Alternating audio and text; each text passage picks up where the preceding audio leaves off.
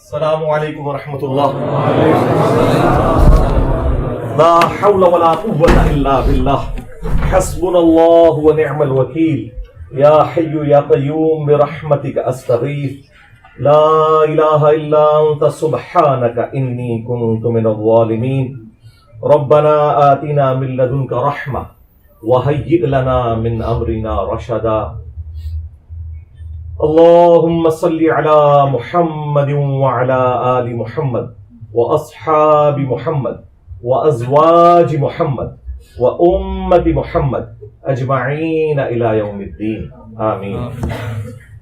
الحمد لله رب العالمين والصلاة والسلام على سيد الأنبياء والمرسلين وعلى آله وأصحابه وأزواجه أجمعين إلى يوم الدين. الحمد للہ آج 23 اپریل 2023 کو سنڈے کے دن ہمارا یہ پبلک سیشن نمبر 91 منعقد ہونے جا رہا ہے. ماشاء اللہ تعالی آج 2 شوال المکرم 1444 ہجری بھی ہے، یعنی عید الفطر کا دوسرا دن ہے. اس کے باوجود آپ لوگوں کا شوق ہے کہ اتنی تعداد میں آپ لوگ آئے. میں ویسے اتنا ایکسپیکٹ نہیں کر رہا تھا، ظاہر ہے گھروں میں لوگوں کی مصروفیات ہوتی ہیں، اور یہ عید کے دن تو شادی شدہ لوگوں کے لیے خصوصاً سسرال جانے کے دن ہوتے ہیں بچوں سمیت. اس کے باوجود ماشاء اللہ تعالیٰ آپ لوگوں کا شوق ہے کہ آپ آئیں، اور میں نے اسی لیے ناغہ نہیں کیا تھا. مجھے پتا تھا بعض لوگ عید کی چھٹیوں میں بڑے کم دنوں کے لیے باہر کے ملکوں سے آتے ہیں، اور یہ بڑی زیادتی ہے کہ وہ جیلم اکیڈمی وزٹ نہ کر سکیں. اگلی اتوار سے پہلے انہوں نے واپس بھی جانا ہوگا. تو پھر میں نے اس چیز کا ارادہ کیا کہ اگرچہ یہ ویری نیکسٹ ڈے ہے لیکن کوئی فرق نہیں پڑتا. 4 دن ایسے ہیں کہ ایگزیکٹلی ان دن اتوار آ جائے نا تو پھر ہم اتوار والے دن پروگرام نہیں کرتے. 12 ربیع الاول، 10 محرم اور عید الفطر اور عید الاضحیٰ، اور عید الاضحیٰ میں بھی صرف پہلا دن، باقی 2 دن تو قربانی کے ہوتے ہیں نا. اس سے اگلے دن اگر اتوار بنتی ہے تو ہم کر لیتے ہیں. اگر ایگزیکٹلی ان دنوں میں اتوار آ جائے تو پھر اتوار سے پہلے جو جمعہ ہوتا ہے نا وہ ہم کرتے ہیں. چونکہ اس دفعہ اتوار کی عید تو نہیں بن رہی تھی، سیٹرڈے کی بن رہی تھی، اس لیے پھر ہم نے اتوار ہی رکھا. اگر یہ عید اتوار کو آ جاتی تو پھر ہم اتوار سے 2 دن پہلے جمعے کو ہمارا یہ پبلک سیشن ہونا تھا. اور اس کی اناؤنسمنٹ اب تو ماشاءاللہ سوشل میڈیا کے ذریعے بڑی آسانی سے ہم پوسٹ بھی لگا دیتے ہیں، اور ہمارے فرحان بھائی نے جیلم اکیڈمی کی نیوز کے اعتبار سے اپنے شوق سے ایک چینل بھی بنایا ہوا ہے، اس پہ بھی وہ چیزیں وقتاً فوقتاً ڈال دیتے ہیں جو بھی نئی اپڈیٹس ہوتی ہیں. بہرحال اس ویک کی تو سب سے بڑی اپڈیٹ جو ہے وہ ایک سیلف موٹیویٹڈ دہشت گرد کی طرف سے ہمارے حماد چیمہ بھائی کے ساتھ جو اس نے حرکت کی ہے اور بڑی بزدلی دکھائی ہے. اور آپ دیکھیں کہ وہ ایک خاص قسم کی یعنی آفیشیل قسم کی وردی پہن کے اس نے جو ہے وہ اتنے زیادہ دہشت گرد جمع کر کے تو سر عام ان کے ساتھ یہ والا معاملہ کیا. اور انہوں نے بھی ہمت دکھائی ہے ماشاء اللہ تعالیٰ، آج آ گئے ہیں. اور ادھر ہیں جی مات بھائی، میرے پاس آگے کھڑے ہو نا، میں آپ کو ساتھ بٹھا کے ذرا اداروں کے بھی کان کھولوں اور باقیوں کے بھی کہ ہاں جی ماشاء اللہ تعالیٰ حماد بھائی کے ساتھ جو کچھ ہوا اللہ کے فضل سے. ہمارے جو ریاستی ادارے ہیں، خواہ وہ پولیس کا ادارہ ہو، جوڈیشری کا ہو، FIA ہو یا فوج ہو، ان کے جتنے اوپر تک بڑے ہیں نا ان سے الحمدللہ میں ان کانٹیکٹ ہوں. بلکہ خود انہوں نے اس حوالے سے ہمیں یقین دہانی کرائی کہ انشاءاللہ ان کے ساتھ جس نے بھی زیادتی کی ہے وہ ہمیں پتہ ہے اس کا اتنا کوئی قد کاٹ نہیں کہ ہم اس کا نام بھی لینا یہاں پہ ضروری سمجھتے ہیں. اور نہ وہ کسی تنظیم کی طرف سے موٹیویٹڈ تھا، کیونکہ جتنی یہ بڑی بڑی تنظیمیں ہیں جن کے اوپر لوگ شک کر رہے تھے، خصوصاً TLP، ان کے جو اپنے سربراہ ہیں انہوں نے بھی کہا ہے کہ ہمارا اس معاملے سے کوئی لینا دینا نہیں. سعد رضوی صاحب نے، میں ان کو اس حوالے سے خراج تحسین پیش کرتا ہوں. انہوں نے خود رابطہ کر کے یہ سب کچھ اپنے حوالے سے کلیریفائی کیا ہے. اور انشاءاللہ تعالیٰ نیکسٹ بھی اگر کوئی خدا نہ خواستہ ایسا ایونٹ ہوا تو ہم قانوناً ہی اس کو لے کے چلیں گے. آپ بیٹھیں جی ادھر. بات یہ کہ یہ جو ایکٹیویٹی پرفارم ہوئی ہے نا، اس کو اگر میں خود قانون ہاتھ میں لیتا خدا نہ خواستہ تو میرے لیے کوئی مسئلہ نہیں تھا. آپ کو پتہ ہے پاکستان میں فرقوں کی اور جماعتوں کی تعداد اتنی زیادہ نہیں ہے جتنے زیادہ میرے اسٹوڈنٹس ہیں، اور سارے کے سارے ینگ جنریشن. اور سب سے بڑھ کر یہ وہ لوگ ہیں جو آپ کی کھر دماغ جماعتوں جنہوں نے پوری دنیا میں اسلام کو اور پاکستان کو بدنام کیا، جن کی وجہ سے ایف اے ٹی ایف کی گرے لسٹ میں پاکستان آیا اور ہمیں ضرب عضب اور رد الفساد جیسے فوجی آپریشن بھی لانچ کرنے پڑے، جس میں سب سے بڑی قربانی پاکستان کی عوام نے دی، اس کے بعد پاکستان کی پولیس نے دی، اور پھر پاکستان کی فوج کا نمبر آتا ہے۔ لیکن عوام اور پولیس مظلوم ہے، ان کے شہداء کو کہیں گنا نہیں جاتا، جب بات ہوتی ہے تو فوج کی ہوتی ہے، یقیناً ہونی چاہیے، لیکن یہ سب سے زیادہ وکٹم جو ہے وہ عوام اور پولیس ہوتی ہے، کیونکہ پولیس ہمارا ایک فرنٹ لائن سمجھ لیں، ایک ڈیفینسو نظام ہے، سولین ایجنسی ہے۔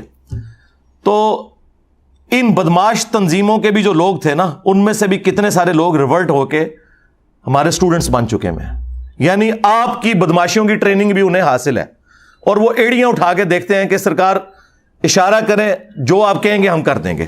لیکن آپ کو پتا ہے میرا تو یہ مزاج نہیں، میں تو شروع سے ہی بڑا ایک ڈیموکریٹک قسم کا بندہ ہوں، اور میں اس طرح کے ایکسٹرا جوڈیشل جو معاملات ہیں انہیں سخت نفرت کی نگاہ سے دیکھتا ہوں، خواہ وہ کسی مذہبی جماعت کی جانب سے ہوں، خواہ سیاسی جماعت کی طرف سے ہوں، خواہ ہمارے ریاستی اداروں کی طرف سے ہوں۔ یہ شروع سے میرا آپ کو پتہ ہے سخت سٹانس ہے اس حوالے سے۔ تو یہ تو ہو نہیں سکتا کہ جس چیز کو میں اتنا غلط کہتا ہوں خود وہی کام کرنا شروع کرتا ہوں، تو یہ تو منافقت ہے، اور یہی وہ کمزوری ہے جس کا پھر ہمارے مخالفین فائدہ اٹھاتے ہیں۔ لیکن چونکہ ان کے اس فائدہ اٹھانے سے کوئی رزلٹ نہیں نکلنا جب تک کہ پاکستان کے جو ریاستی ادارے ہیں وہ قانون کی حکمرانی کے لیے ہمارے ساتھ کھڑے ہیں، اور یقیناً وہ کھڑے ہوئے ہیں الحمدللہ۔ میں ظاہر اب ان لوگوں کے نام تو آپ کو کیمرے میں نہیں بتا سکتا کہ کن کن لوگوں سے میری بات ہوئی ہے، بہرحال سب نے یہ کہا کہ ہم انشاءاللہ تعالی، یہ عید کی چھٹیاں ہیں، یہ سارے کے سارے ایشو چند دنوں میں ریزالو ہو جائیں گے انشاءاللہ تعالی، اور قانوناً ہم اپنے معاملات کو لے کے چلیں گے۔ اور چونکہ میں ایک ذمہ دار پلیٹ فارم کے اوپر بیٹھا ہوں، اور آپ کو پتا ہے کہ میرا ایک بیک گراؤنڈ بھی چونکہ منسٹری آف ڈیفینس سے ہے، 19 گریڈ میں سرو کرتا رہا ہوں بینگ اے میکینیکل انجینئر، اور نیس کام کے ادارے سے میں نے ریٹائرمنٹ لی۔ اب بھی میری زیادہ تر دوستیاں تو ظاہر ہے ریاستی اداروں میں ہی ہیں، اور پھر ظاہر ہے کہ میری پراپر سیکیورٹی کلیئرنس اپنی بھی ہوتی رہتی ہے، اور پلس مجھے اس چیز کا بھی احساس ہے کہ میں نے کتنی گفتگو کرنی ہے اور کتنی نہیں کرنی، کہ جس کی وجہ سے پاکستان دوبارہ ایف اے ٹی ایف کی گرے لسٹ میں نہ چلا جائے۔ اسی لیے میں نے سوشل میڈیا پہ جب میرے حوالے سے بھی یہ ایک فیک قسم کی ایف آئی آر اور کاٹی، ویسے وقتاً فوقتاً کاٹتے رہتے ہیں، جو ایکس ڈی جی تھے ایف آئی اے کے، نام لیے بغیر میں بتاتا ہوں، انہوں نے مجھے خود فون کر کے کہا کہ سر 7,500 ایپلیکیشنز آپ کے خلاف پورے ملک سے آئی تھیں ایف آئی اے میں، جس میں آپ کو قادیانی ڈکلیئر کیا ہے انہوں نے۔ تو میں نے ساری اکٹھی سٹیپل کر کے نا، اور آپ کی طرف سے جو بیان حلفیہ آپ نے بھیجا وہ اوپر لگا کے، تو میں نے اس کو سائڈ پہ پھینک دیا۔ یہ اوقات ہے تمہاری اپلیکیشنز کی، جھوٹو۔ مجھے اب اپنا اسلام منوانے کے لیے تمہارے سرٹیفکیٹ کی ضرورت ہے؟ ان لوگوں کو جن کے ابوں نے چشتی رسول اللہ پڑھوایا اور تمہارے ابوں نے اس کو چھاپا، اور آج ہمارے کہنے پہ تم لوگ پیچھے ہٹ گئے ہو۔ کچھ عرصہ پہلے تک تو تم لوگ مناظروں میں دفاع کرتے رہے ہو، ٹھیک ہے، جن کے بزرگوں نے اشرف علی رسول اللہ کلمے کو انڈورس کیا، جن کی اپنی اوقات یہ ہے کہ کوئی قبر دیکھتے ہیں اس کے سامنے جھک جاتے ہیں۔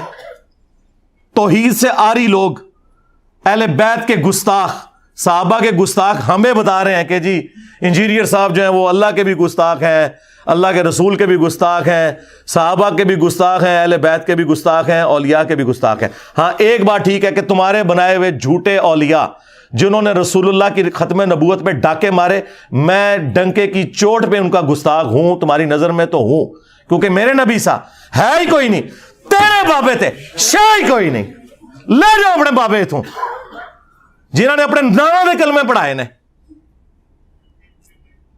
تم لوگوں کی اوقات ہے، اب تم لوگوں کو اپنے اسلام کا سرٹیفکیٹ ادھر سے لینا پڑے گا۔ ہاں، اس کے باوجود ہم سارے فرقوں کو مسلمان سمجھتے ہیں، تمہاری مسجدوں میں تمہارے پیچھے نمازیں پڑھتے ہیں، چندے تمہیں دیتے ہیں جو تمہارے لیے زندگی موت کا مسئلہ ہے، کسی فرقے کی تکفیر نہیں کرتے، بریلوی، دیوبندی، اہل حدیث، شیعہ سب کو مسلمان سمجھتے ہیں۔ اس کے باوجود تم لوگوں کا ایٹیچیوڈ اس قسم کا ہے. تو میں نے تو آپ کو پہلے بتایا کہ میں نے ملک نہیں چھوڑنا جب تک کہ آپ کے آخری فرقے کا آخری بندہ قبر میں نہیں پہنچ جاتا اور اسی قبر پہ میں وکٹری کا نشان بنا کے نہیں بیٹھ جاتا. بابے نے مار دیتے. ہاں اون انہوں نے کٹر فالوورز دی واری ہے. تو یہ اس طرح کی چیزوں سے مجھے کوئی فرق نہیں پڑنا. مجھے پتا ہے کہ آپ کا بڑا بھائی بھی آزاد ہو چکا ہے یکم شوال کو, یعنی شیطان لعین. اسی لیے آپ لوگ کہہ رہے ہیں کہ یہ رمضان میں تو ہم مصروف تھے اور رمضان کے فوراً بعد ہم تحریک چلائیں گے جب ہمارے بڑے بھائی شیطان لعین نکل آئیں گے ان کی سرکردگی میں. تو سرکار چلاؤ, جتنی مرضی چلاؤ, کتے کی اوقات نہیں تمہاری. ایک کلپ چڑھاتے ہو نا, نیچے ذرا دیکھ لو کمنٹس پڑھ کے.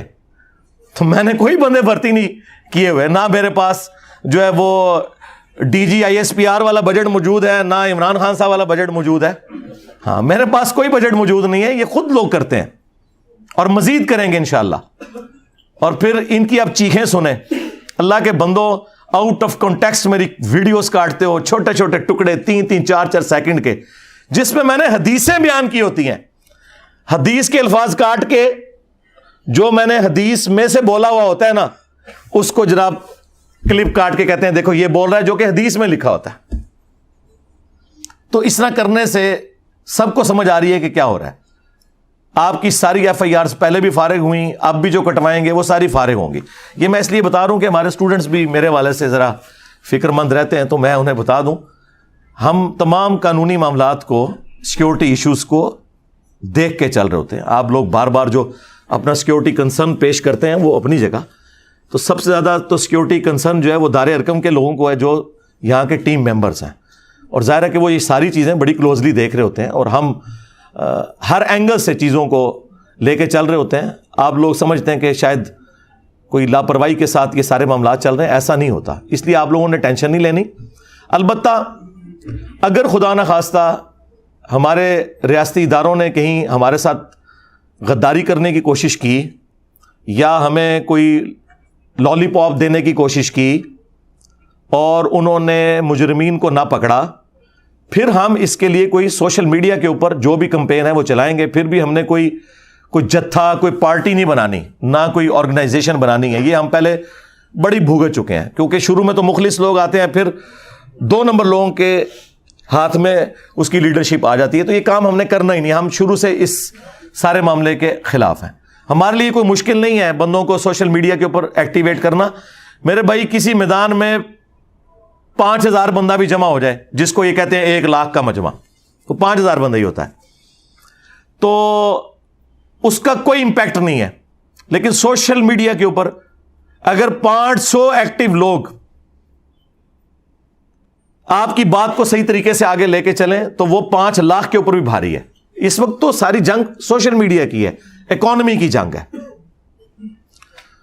تو وہ آپ دیکھیں کہ میں اس ذمہ دار پلیٹ فارم پہ بیٹھ کر ذمہ داری کا مظاہرہ کرتا ہوں. مجھ سے انٹرنیشنل میڈیا چینلز دوسرے ملکوں کے وہ رابطے میں ہوتے ہیں. وہ تو کوئی موقع نہیں جانے دیتے کہ پاکستان کی بدنامی جو ہے وہ کرنے پر تلے ہوئے ہیں. تو اگر میں نے اعلی کار بننا ہو تو میرے لیے کوئی مشکل کام نہیں ہے اور نہ مجھے کوئی روک سکتا ہے. یہ میرا رائٹ ہے کہ میں کسی میڈیا چینل کو انٹرویو دے دوں, لیکن میں پوری ذمہ داری کے ساتھ دیکھتا ہوں کہ نہیں یار, جب پولیس کے ہیڈ نے مجھے فون کر کے خود یقین دہانی کروا دی کہ جی ہم اس معاملے کو لے کے چل رہے ہیں اور مجرمین کو پکڑیں گے جو بھی اس قسم کی ایکٹیویٹیز کر رہے ہیں ایکسٹرا جوڈیشل, تو پھر مجھے کوئی ضرورت نہیں. آپ دیکھ لیں نیچے بھی ماشاء اللہ تعالیٰ 2-3 گاڑیاں پولیس کی آئی ہوتی ہیں, ایلیٹ فورس, سارے لوگ آئے ہوتے ہیں. اس کے علاوہ بھی آرمی کی اپنی گاڑی بھی یہاں پہ گشت کر رہی ہوتی ہے کیونکہ یہ کنٹونمنٹ ایریا ہے. تو ہر حوالے سے ہمارے ساتھ کوآپریٹ کر کے چلتے ہیں, تو ہم بھی اسی طریقے سے چلیں گے. اور خدا نخواستہ اگر کوئی اس طرح کا موقع آیا, پھر بھی کوئی پارٹی جتھا بنانا یا آرمڈ کنفلکٹ کرنا یہ نہیں ہے. وہ زیادہ اگر کوئی چیز ہوئی وہ پھر آپ کو دار ارکم جیلم اکیڈمی خود بتائے گی کہ جناب ہم نے یہ سوشل میڈیا کے اوپر معاملات کو لے کے چلنا ہے. لیکن ظاہر ہے کہ وہ بھی ہم نے کوئی اینٹی اسٹیٹ ایکٹیویٹی تو پرفارم نہیں کرنی. اس وجہ سے نہیں کہ ہم کسی اسٹیٹ کے ادارے سے ڈرتے ہیں, اس وجہ سے کہ ہم تو اسٹیٹ کے اداروں کو کہتے رہے کہ آپ نے پالیٹکس میں پنگا نہیں لینا, آپ نے اپنا کام کرنا ہے. تو ہم کیسے کوئی ایسا کام کر سکتے ہیں کہ جس کا جو ایک تانا ہے ہم اتنے سالوں سے اپنے ریاستی اداروں کو دیتے رہے، تو وہ کام میں خود تو نہیں کر سکتا، جبکہ اب انہوں نے اپنا قبلہ بھی کافی حد تک درست کر لیا ہے، لیکن ابھی بھی بڑی امپرومنٹ کی ضرورت ہے۔ میں سمجھتا ہوں کہ مسنگ پرسنز کا جو مسئلہ ہے یہ حل ہونا چاہیے۔ اگر پاکستان کے اداروں اور عوام کے درمیان جو ایک نفرت والا معاملہ ہے، اور اسی طریقے سے یہ جو جعلی کیسز بنائے جاتے ہیں مختلف اداروں کی جانب سے پولیٹیکل جماعتوں کے اوپر، پچھلی گورنمنٹ بھی بنواتی رہی عمران خان صاحب کی، اور یہ شہباز شریف صاحب کی گورنمنٹ بھی یہی کام کر رہی ہے، تو ٹھیک ہے، ان لوگوں کو کوئی خیال نہیں آتا۔ یہ جب اپوزیشن میں بیٹھے ہوتے ہیں تو انہیں آئین یاد آتا ہے، جب گورنمنٹ میں آتے ہیں تو یہ پورے بدماش بن کے بیٹھ جاتے ہیں۔ تو ٹھیک ہے، کل کو آپ پھر اپوزیشن میں جائیں گے۔ ہم تو میرے بھائی مظلوموں کے لیے پہلے بھی آواز اٹھاتے تھے، اب بھی اٹھاتے ہیں، لیکن ان مظلوموں کو کہتے ہیں جب اللہ تعالیٰ تمہیں کوئی کرسی دیتا ہے تو اس وقت پھر آپے سے باہر نہ ہو جایا کرو۔ کیوں اس طرح کی ایکٹیویٹیز پرفارم کرتے ہو کہ جس کی وجہ سے دوسروں کی زندگیاں ونریبل ہوتی ہیں، لوگ بدوائیں دیتے ہیں پھر آپ لوگوں کو۔ تو ہم نے کوئی اگر ایکٹیویٹی پرفارم بھی کرنی ہوگی تو سوشل میڈیا کی حد تک ہوگی۔ میں اس حوالے سے بڑی ذمہ داری کا مظاہرہ کرتا ہوں، نیکسٹ بھی کروں گا، اور اس میں میری طرف سے کسی کو کوئی اجازت نہیں ہے کہ وہ کسی بھی ریاستی ادارے، خواہ پولیس ہو، ایجنسیز ہوں، ایف آئی اے ہو، آئی ایس آئی ہو، یا ہماری فوج ہو، یا جوڈیشری کو سپورٹو ادارے ہوں، ان کے بارے میں کوئی زبان درازی کرے۔ اس طرح کرنے سے کوئی فائدہ نہیں ہے۔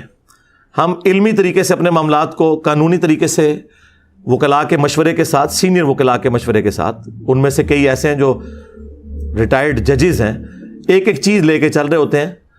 یہ جو آپ کو آگے لوگ ابھارتے رہتے ہیں نا، اے کر دیو جی، او کر دیو جی، فلانی دفعہ کٹ دیو جی، اے کر دیو جی، اس طرح نہیں ہوتا میرے بھائی۔ جوڈیشری میں جو بھی آپ نے کہنا ہوتا ہے اس کو آپ نے ثابت کرنا ہوتا ہے، اور اس کا ایک پراپر طریقہ ہوتا ہے۔ وہ جذبات سے جوڈیشری کا نظام نہیں چلتا، وہ شواہد کی بنیاد کے اوپر چلتا ہے، اور پھر اس میں بھی جو آگے مزید تفصیلات ہیں، کون سے کیسز ایف آئی اے کے بنتے ہیں، کون سے پولیس کے بنتے ہیں، وہ ایک لالا ڈیٹیل ہے۔ تو ہم ساری چیزیں لے کے چل رہے ہوتے ہیں، لہٰذا یہ میں نے چند ایک کلیریفیکیشن اس حوالے سے ضروری سمجھی، کیونکہ ظاہر ہے اسٹوڈنٹس میں بھی کافی غصہ پایا جاتا ہے۔ میں نے کچھ وی لاگس دیکھے ہیں کہ لوگ ویڈیوز میں آ کے میری طرف سے بھی دھمکیاں لگا رہے ہیں، ہم یہ کر دیں گے، وہ کر دیں گے۔ کوئی ایسا کرنے کی ضرورت نہیں ہے۔ رہ گئی یہ جو مولوی چیختے رہتے ہیں آئے دن، تو بھائی ان کی چیخیں تو صحیح ہیں نا؟ مجھے بتائیں، جب آپ ان کا نیریٹو ہی ان سے چھین لیں تو انہوں نے رونا ہے۔ کل تک بریلویوں کا نیریٹو یہ تھا کہ ہم عاشق رسول، باقی سارے فرقے گستاخ رسول، اور جب میں نے آگے بتایا کہ تمہارے ابوں نے چشتی رسول اللہ پڑھوایا، چھاپا، مناظرے لڑے اس کے حق میں، تمہارے اعلیٰ حضرت نے اس کی کتاب کی تعریف کی، سبع سنابل کی فتاوی رضویہ کے اندر، جس کے اندر چشتی رسول اللہ لکھا ہوا تھا۔ آج تم کہہ رہے ہو کہ اعلیٰ حضرت کا کوئی لینا دینا نہیں ہے چشت کے بزرگوں کے ساتھ، تو مجھے بتائیں ان کو میں نے بند گلی میں نہیں داخل کر دیا؟ کل تک جو یہ کتابیں کشف المحجوب، تذکرۃ الاولیاء کی تعریفیں کرتے تھے، میں نے بتایا کہ رسول اللہ کی صراحتاً کتنی بڑی بڑی گستاخیاں لکھی ہوئی ہیں اس کے اندر، میں نے ان کے سارے پول کھولے۔ تو اب یہ چیخیں نہ ماریں تو اور کیا کریں، کیونکہ ان کے پاس جواب تو کوئی نہیں ہے سوائے اس کے کہ کہیں کہ جی انجینئر گستاخ ہو گیا۔ جی میں ہر اس شخص کا گستاخ ہوں جس نے رسول اللہ کی ختم نبوت کے اوپر ڈاکہ مارا ہے، اور مجھے اس گستاخی کے اوپر فخر ہے۔ ہاں الحمدللہ۔ دیوبندیوں کا ترہ امتیاز تھا خلافت راشدہ حق چار یار، اب وہ روئے نہ تو اور کیا کریں؟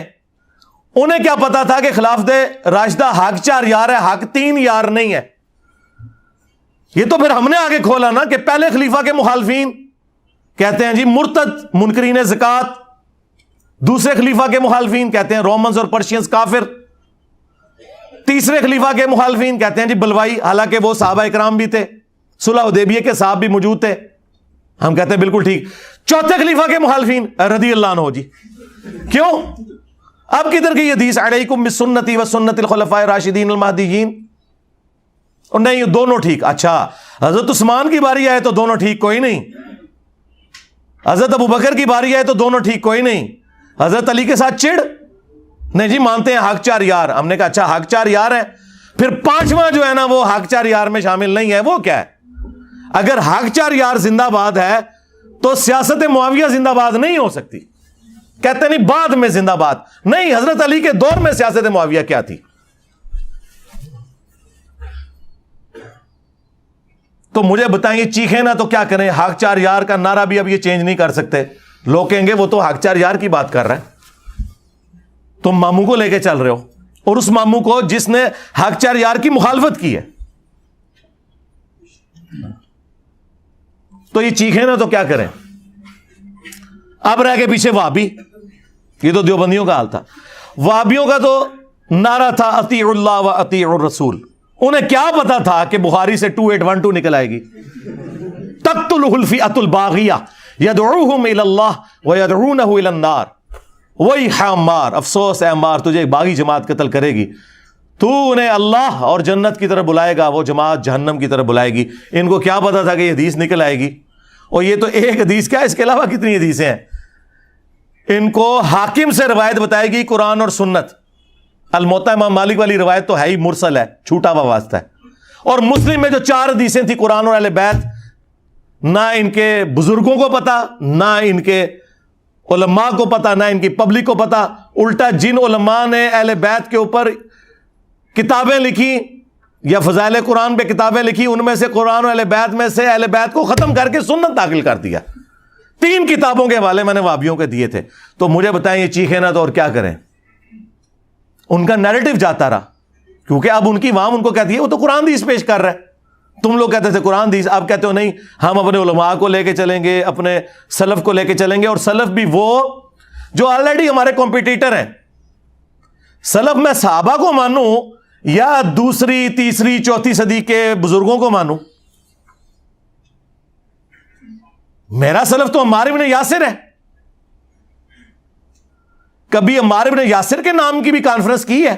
ہاں, ان کے قاتلین کے حق میں نعرے ضرور لگائے ہیں تم نے. عمار بن یاسر کا ساتھ کبھی نہیں دیا. ویسے کورسز میں پڑھایا جاتا ہے کہ عمار بن یاسر کے ماں باپ اسلام کے پہلے شہداء ہیں, سیدنا یاسر اور سیدہ سمیہ علیہم السلام اجمعین. ان کے بیٹے کو کس رضی اللہ عنہ نے, کس رضی اللہ عنہ کو خوش کرنے کے لیے عمار رضی اللہ عنہ کو شہید کیا؟ یہ کبھی بتایا تم لوگوں نے؟ جو حدیثوں میں لکھا ہوا ہے. پہلے یہ مودودی صاحب کو نیچا دکھانے کے لیے کہتے تھے مودودی نے تاریخ کی روایتیں جمع کی ہیں. میں نے تو بھائی احادیث جمع کی ہیں, اکثر بخاری مسلم سے ہیں. اب یہ نجی محفلوں میں کہتے ہیں بخاری اور مسلم بھی آخری وقت میں شیعہ ہو گئے تھے. لیکن کیا بتائیں لوگوں کو, آئے ہو نا داڑھ تھلے وابیو.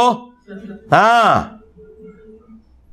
میں نے آپ لوگوں کو 12 سال پہلے کہا تھا میں ان کے چہرے سے نقاب اتاروں گا, سارے فرقوں کے. اہل حدیث کا نقاب ذرا تھوڑی دیر سے اترا ہے, کچھ عرصہ وہ چلتے رہے کہ چلو رفع الیدین کی بات کر رہا ہے, باقی باتیں. وہ ماموں نے ان کو مروا دیا. پوری امت کو تو لادہ سے ماموں نے مروایا, اس فرقے کو تو ماموں نے مروایا. ماموں کے دفاع میں ان کی جو روحانی موت, چلے میں شیطانی موت نہیں کہتا, وہ میرے ہاتھوں سے ہوئی ہے. ٹھیک ہے, میں قاتل ہوں ان کے فرقے کا, میں مانتا ہوں سارے فرقوں کا قاتل میں ہوں الحمدللہ. تو اب مجھے بتائیں یہ چیخیں نا تو کیا کریں؟ کس منہ سے لوگوں کہیں جی بخاری مسلم سے رفع الیدین پڑھو؟ پھر بخاری مسلم تو لوگوں نے خود پڑھنی ہے ساری. اب ان کے پاس آخری اختیار یہ تھا کہ نہیں, یہ علماء کے پاس بیٹھ کے پڑھنی ہے. سرکار یہ بھی ختم ہے. امام مسلم نے صحیح مسلم کے سٹارٹ میں اپنے مقدمے میں لکھ دیا کہ میں عوام الناس کے لیے حدیثیں جمع کر رہا ہوں, اور تمہیں جتنی حدیثیں ماموں کے حوالے سے چبھتی ہیں نا وہ ساری مسلم کے اندر ہے, سٹارٹ سے لے کے اینڈ تک.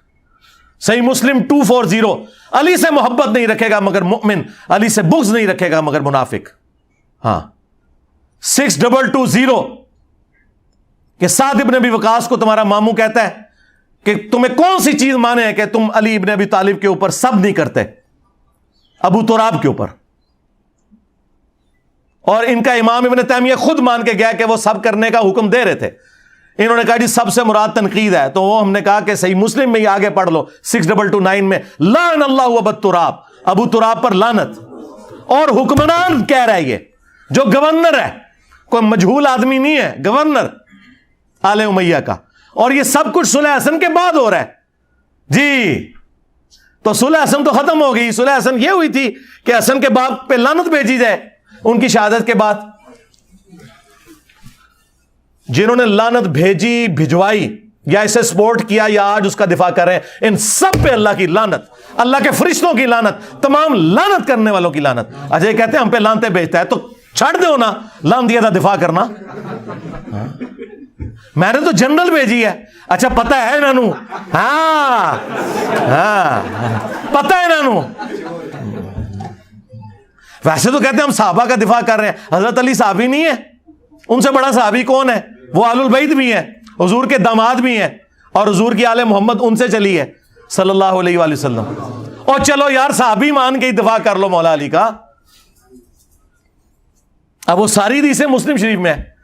مسلم میں اس جو ہے وہ حدیث موجود ہے 4776 کہ حضرت آپ کعبے کے سائے میں عبداللہ بن عمر بن عاص کو آ کے عبد الرحمن بن عبد رب کعبہ آگے کہتا ہے کہ جی آپ ہمیں جو ہے اطاعت امیر کی حدیثیں سنا رہے ہیں, اور آپ کا جو اس وقت حکمران ہے آپ کے چچا کا لڑکا معاویہ ابن ابی سفیان, وہ تو ہمیں کہتے ہیں ہم لوگوں کو ناحق قتل کریں, ان کا مال حرام طریقے سے ہڑپ کریں, اور قرآن کہتا ہے کہ تم آپس میں ایک دوسرے کا مال حرام طریقے سے ہڑپ مت کرو اور اپنوں کو قتل نہ کرو. ہم معاویہ کی بات مانیں یا اللہ کی بات مانیں؟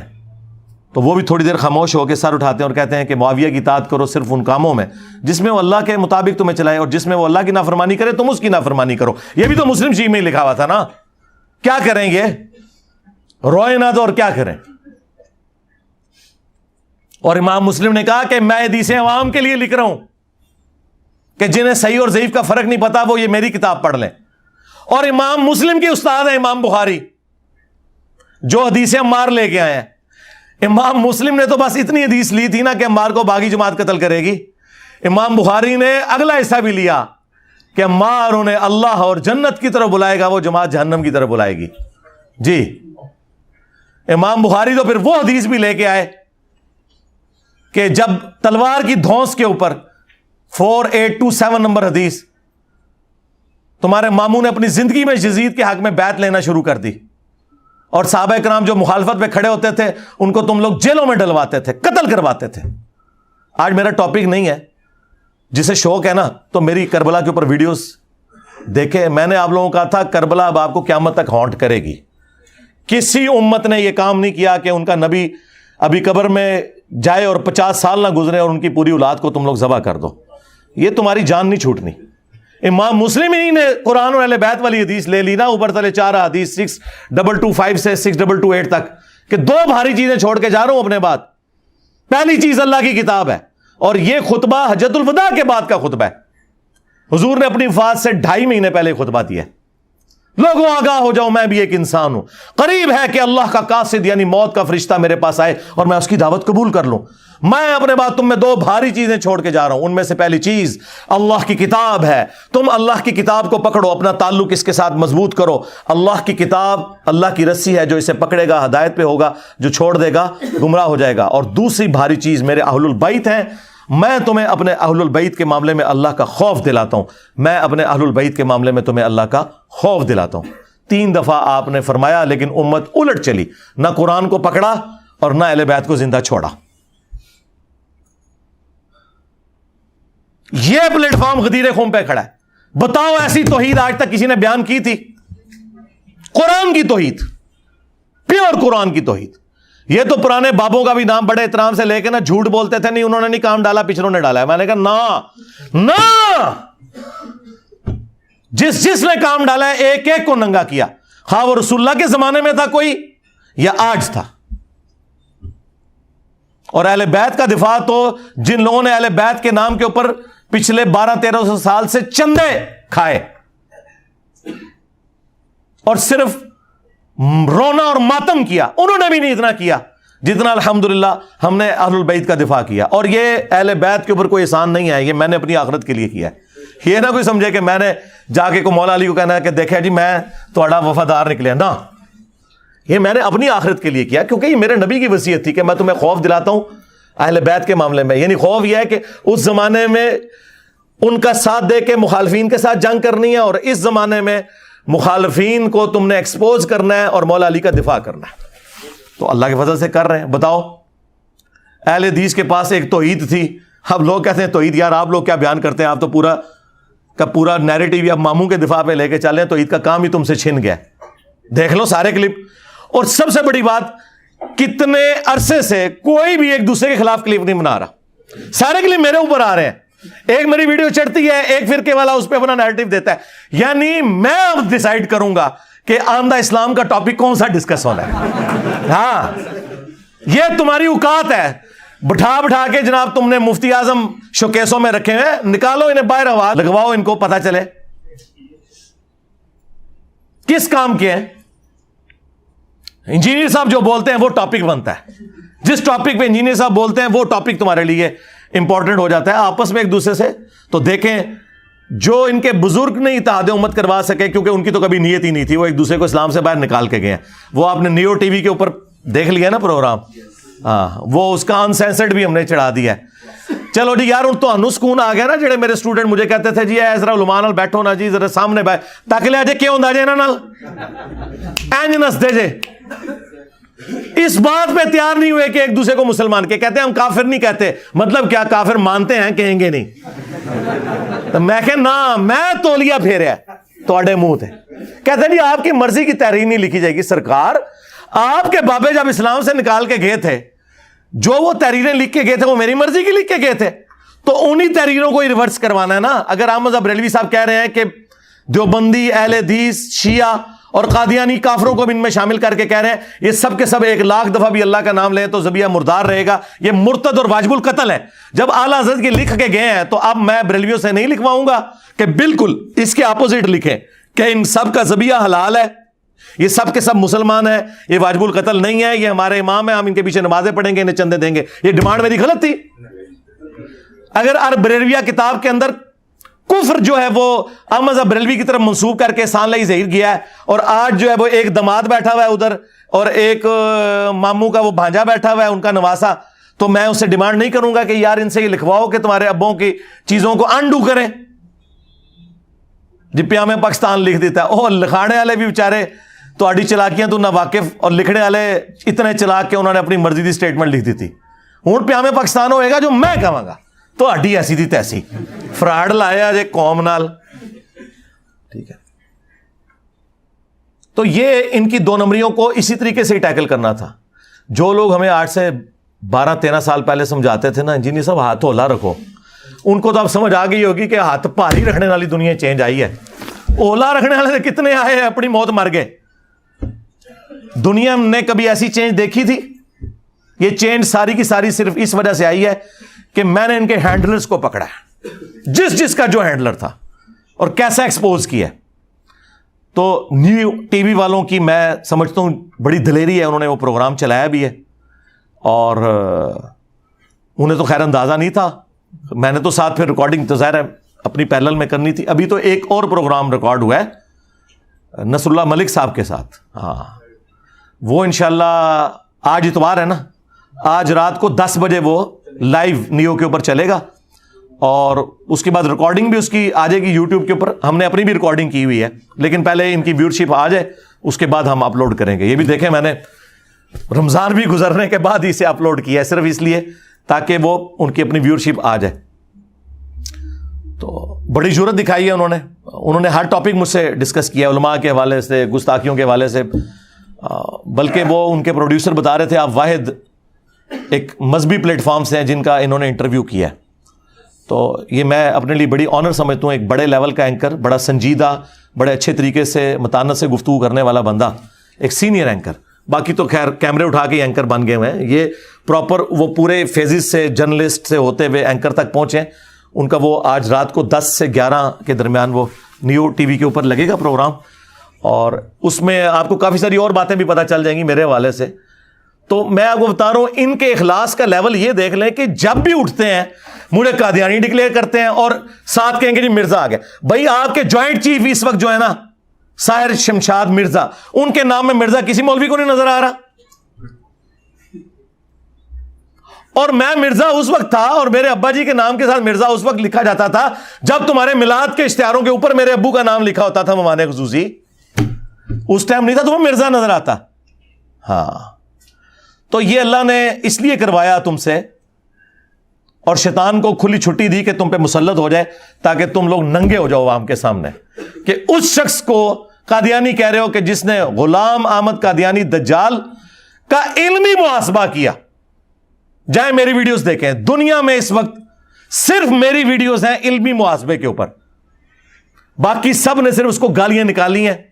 یا یہ کہہ دیا کہ جی وہ جو ہے وہ ٹوائلٹ میں مر گیا تھا، اس قسم کی باتیں کی، کوئی فکرے اٹھائے. میں نے قرآن و سنت کے دلائل جو اس نے مس یوز کیے تھے ایک ایک چیز کا جواب دیا، اور الحمدللہ درجنوں قادیانی مسلمان ہوئے، جو میرے علم میں ہو سکتے ہیں سینکڑوں ہزاروں میں ہو.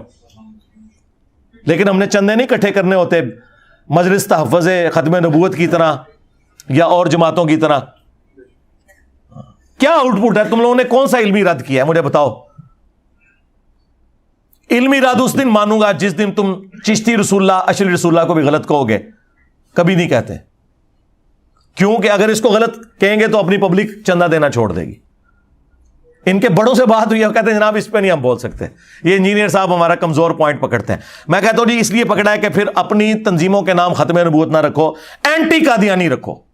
میں نے ٹی ایل پی والوں سے بھی ریکویسٹ کی ہے کہ آپ اپنی تحریک کو کہیں اینٹی قادیانی تحریک. ختم نبوت کا تو مطلب یہ ہے کہ چاہے غلام احمد قادیانی دجال ہو یا کوئی صوفی بابا ہو یا اس کے ماننے والے ہوں یا اس کی طرف منسوب کتابیں ہوں جن کو تم لوگ پرنٹ کر رہے ہو، جن جن لوگوں نے اپنے ناموں کے کلمے پڑھائے یا انڈورس کیے چشتی رسول اللہ یا اشری رسول اللہ، ان کو بھی تم اسی کٹہرے میں لا کے کھڑا کرو. اچھا آپ کلپ چڑھاتے ہیں نا، وہ ایک بریلوی نے کلپ چڑھایا، کہتا ہے جی میں صرف چشتی رسول اللہ کا دفاع کروں گا، اشری رسول اللہ والے خود اپنا دیکھیں معاملہ. اور دفاع یہ کیا کہ بعد میں آ گیا. اچھا پہلے تو نہیں تھا پتا، یہ کون سا مجدد آیا جس نے بتایا بعد میں آ گیا؟ اچھا کتنے ہوشیار ہیں، میرے اوپر ویڈیوز بنانے کے لیے شیر ہیں، اور یہ کہہ رہے ہیں اس کا جواب وہ دیں گے، یہ بھی نہیں کہہ رہے کہ وہ غلط کیا ہے اشری رسول اللہ، کیونکہ اگر اسے غلط کہیں گے نا تو وہ جو کلپ آئے گا نا وہ اس مولوی کے بھی خلاف آ جائے گا. آپس میں کیسے کٹھے ہوئے ہیں یہ فرقے. اور میں آپ کو بتاؤں، یہ ابھی کل عید تھی نا، یکم شوال 1444 ہجری بمطابق 22 اپریل 2023، کل پورے ملک میں بریلوی، دیوبندی، اہل حدیث تینوں نے اپنی عید کے جو خطبے ہیں نا وہ میرے اوپر دیے ہیں، میجورٹی جگہ پہ. یہ کمبائنڈ ہے، ہاں یہ ذہن میں رکھیے گا. تو یہ کیا سمجھتے ہیں کہ جب آپ لوگ میرا نام لوگے اور جو آئے گا، آؤ ہماری لائیو سٹوری سیشن میں، یہ بلال بھائی کنڈکٹ کر رہے ہیں، شاہد بھائی کر رہے ہیں، ہمارے فرحان بھائی بھی یہاں ریئل ٹائم، آپ بھی ادھر ماشاءاللہ 300-400 بندہ بیٹھا ہوا ہے، اور جو ویڈیوز میں لاکھوں لوگ دیکھتے ہیں. یہ جتنے لوگ ریورٹ ہوئے ہیں مجھے بتائیں، یہ 90% زیادہ وہ ہیں جن کو میرا تعارف نیگیٹو ان کے مولویوں نے کروایا تھا. لوگ کہتے ہیں انجینئر کے پاس پبلسٹی کے لیے پیسہ کہاں سے ہے؟ اور تواڈے مولویوں نے لایا ہے. تواڈا ہی پیسہ لگا ہے، چلو شکر ہے لال دے راہ لگ گیا جے. ہاں پیسہ تسی دیتا سی، میرے خلاف بولے تو تانوں تعارف ہویا، ہدایت مل گئی. تو اللہ کا شکر ہے میں اس معاملے میں بالکل کلیئر ہوں کہ یہ اس دعوت کا سٹیٹس والیوم وہ نہیں ہے کہ پہلے لوگ آئے باتیں کر کے دنیا سے چلے گئے. نہ سرکار نہ، پہلے جو آئے وہ اپنے آپ سے لوگوں کو جوڑ کے گئے. ہم آپ کو اس شخص کے ساتھ جوڑ کے جا رہے ہیں جس کی قبر مدینے میں ہے، صلی اللہ علیہ وآلہ وسلم، جو ہمارا روحانی باب ہے. النبی اولا بالمؤمنین من انفسہم وازواجہ امہاتہم، نبی مومنین کی جانوں سے بڑھ کر ان پر حق رکھتے ہیں، اور نبی کی بیویاں امت کی مائیں ہیں. ہم تمہیں جوڑ کے جا رہے ہیں رسول اللہ کے ساتھ صلی اللہ علیہ وآلہ وسلم. اور مجھے بتائیں، جو ہمارے اسٹوڈنٹس میری سیکیورٹی کے حوالے سے کنسرن ہوتے ہیں، مجھے بتائیں میرا دنیا میں رہنا یا نہ رہنا، اس سے کیا یہ فرقے بچ جائیں گے؟ جتنے چینلز بن چکے ہیں، جتنی ویڈیوز ریکارڈ ہو چکی ہوئی ہیں، اور اب ان کے بزرگ بھی نگاہیں مارنا چھوڑ گئے، کوئی ویڈیو بھی ڈیلیٹ نہیں ہوتی ان سے. میمز بن رہی ہیں ان کی اپنے کرتوتوں کی وجہ سے. میں نے نہیں مطلب ان سے گن پوائنٹ میں لکھوایا تھا کہ جا کے مریدنیاں کیچ کریں. ہاں وہ بخارے سے چل پڑا، اور وہ کہتے تھے بخارے سے جو چلے خواجہ نقشبند، وہ بخارا امام بخاری بھی وہاں سے تھے. دیکھ لیں، ایک امام بخاری ہیں بخارے سے اور ایک ان کا بابا ہے بخارے سے. وہ بخارے سے چلا اور وہ چبارے سے اس کو پھینکا گیا، اور کہتے ہیں اس کو پکڑ کر اتار دیا نامحرم عورت کو. اور بخاری میں ہے کہ اما عائشہ کہتی ہیں نبی علیہ السلام نے کبھی کسی غیر محرم عورت کو بیعت کے اعتبار سے بھی ٹچ نہیں کیا، کبھی کسی عورت کے ساتھ مصافحہ نہیں کیا. تو تم لوگ تو کہتے ہو ہمارے بزرگ جو ہیں وہ رسول اللہ کا تعارف کرواتے ہیں. وہ کس کو رسول اللہ مانتے ہو تم؟ محمد بن عبداللہ بن عبد المطلب کو مان رہے ہو یا کوئی اور ہے؟ ہمارا نبی تو یہ تھا، ہمارا نبی تو یہ تھا کہ بخاری میں آتا ہے، اور مسلم میں بھی کہ انس ابن مالک کہتے ہیں 10 سال حضور کو وضو کروایا ہے. میں 10 سال کا بچہ تھا, میری ماں ام سلیم خدمت کے لیے حضور کے پاس چھوڑ گئی اور میری عمر 20 سال تھی اور حضور کی ڈیتھ ہوئی. تو 10 سال کا بچہ کتنی عمر ہوتی ہے؟ چھوٹی سی عمر. میں نبی الاسلام کی خدمت کرتا تھا, آپ مجھے گھر کے کام کاج کے لیے کبھی باہر بھیجتے تو میں بچوں میں کھیلنا شروع کر دیتا. آج تک کبھی نہیں ہوا کہ نبی الاسلام نے مجھے ڈانٹا ہو کہ تو نے یہ کام کیا تو کیوں کیا, یہ نہیں کیا تو کیوں نہیں کیا. اگر میں لیٹ ہو جاتا تو نبی الاسلام پیچھے آتے اور پیار سے آ کے یوں آنکھوں پہ ہاتھ رکھ کے کہتے انیس, یعنی پیار سے نام کو لمبا کر کے, بیٹا میں نے تمہیں فلاں کام بھیجا تھا, بس اتنا کہتے. اور تمہارے بزرگ نگاہ دیکھ کے لوٹے کو ٹیڑھا پاتے ہوئے مرید ساڑ دیں نے. ہاں جی, عبد القادر جیلانی جو ہے انہوں نے وہ مرید اس لیے ساڑ دیتا جی کہ وہ قبلہ رخ نہیں سی ٹوٹی رکھی. قبلہ رخ ٹوٹی نہ رکھنے کی سزا بندے کو قتل کرنا ہے. 302 لگ دی تو بابے ہوتے بابا بچانا جے تے کہہ دو جھوٹا واقعہ ہے. لیکن کیسے کہ یہ تو باپا جانی نے لکھا ہے اپنی کتاب میں. وہ تو یہ واقعات بتا کے کہتے ہیں کہ ہمارے بابوں کی اتنی شان تھی, ان کے مرید بنو. اچھا مرید بنیے کہ ساڑن زانو. اور بیچارے نے اس لیے آپ کی مریدگی اختیار کی تھی کہ وہ ایمان کے ساتھ دنیا سے جائے گا. ایمان کے جان بھی جان نہیں رہی ہوتی. اور کہتے ہیں بعد میں لوٹے کی طرف دیکھا تو لوٹا بھی سیدھا ہو گیا. میں کہ پہلے لوٹے حل دیکھ لیندے. تو اگر اس کی میمز بن رہی ہے تو میرا قصور ہے. تمہارے مولوی آ کے ٹی وی پہ یہ سنائیں اور سوشل میڈیا کے اوپر کہ ابو الحسن خرقانی کا کرتا لے کے چلا گیا تھا جناب محمود غزنوی, اور اس کی وجہ سے پھر وہ فتح ہو گئی, اور رات کو بابا جی خواب میں آئے تو بڑے ناراض تھے کہ تو نے میرے کرتے کی قیمت کم لگائی. اگر تو کہتا نا کہ ہندوستان کی سرزمین میں قیامت تک کوئی کافر نہ ہو تو سارے مسلمان ہو جاتے. تو میں نے عرض کیا تھا کہ اللہ کے بندو, نبی علیہ السلام کا کرتا مبارک صحابہ کے پاس موجود تھا, مسلم شریف میں موجود ہے, کالا جبہ کی سروانی 43, وہ ام سلمہ نے نکالا اور کہا کہ ہم اس کا دھون مریضوں کو شفا کے لیے پلاتے ہیں. اتنا تو ثابت ہے, لیکن جنگ قادسیہ اور یرموک میں پرشینز اور رومنز کے خلاف صحابہ کرام حضور کا کرتا تو نہیں لے کے گئے. اور پھر اس سے بڑھ کر جب نبی علیہ السلام وہ کرتا خود پہنتے تھے تو اہل مکہ نے تو کلمہ کو نہیں پڑھا, آپ کو دیکھ کر ابو جہل نے تو کلمہ کو نہیں پڑھا.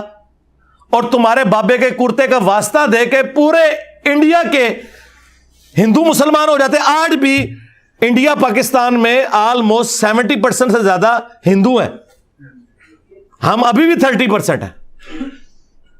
تو ہم تمہاری یہ گپیں کہاں سے مان لیں؟ حدیثوں کو مانے یا تمہاری یہ گپیں مانے؟ تم لوگ یہ کشف المحجوب سے واقعہ بیان کرو ان کے پیر صاحب کے بارے میں کہ جی درخت پہ جب چڑھے تو اوپر دیکھا تو سونا, نیچے دیکھا تو سونا, دائیں دیکھا تو سونا, بائیں دیکھا تو سونا. ہاں نا, اے بھی نال کہندے ہاں نا.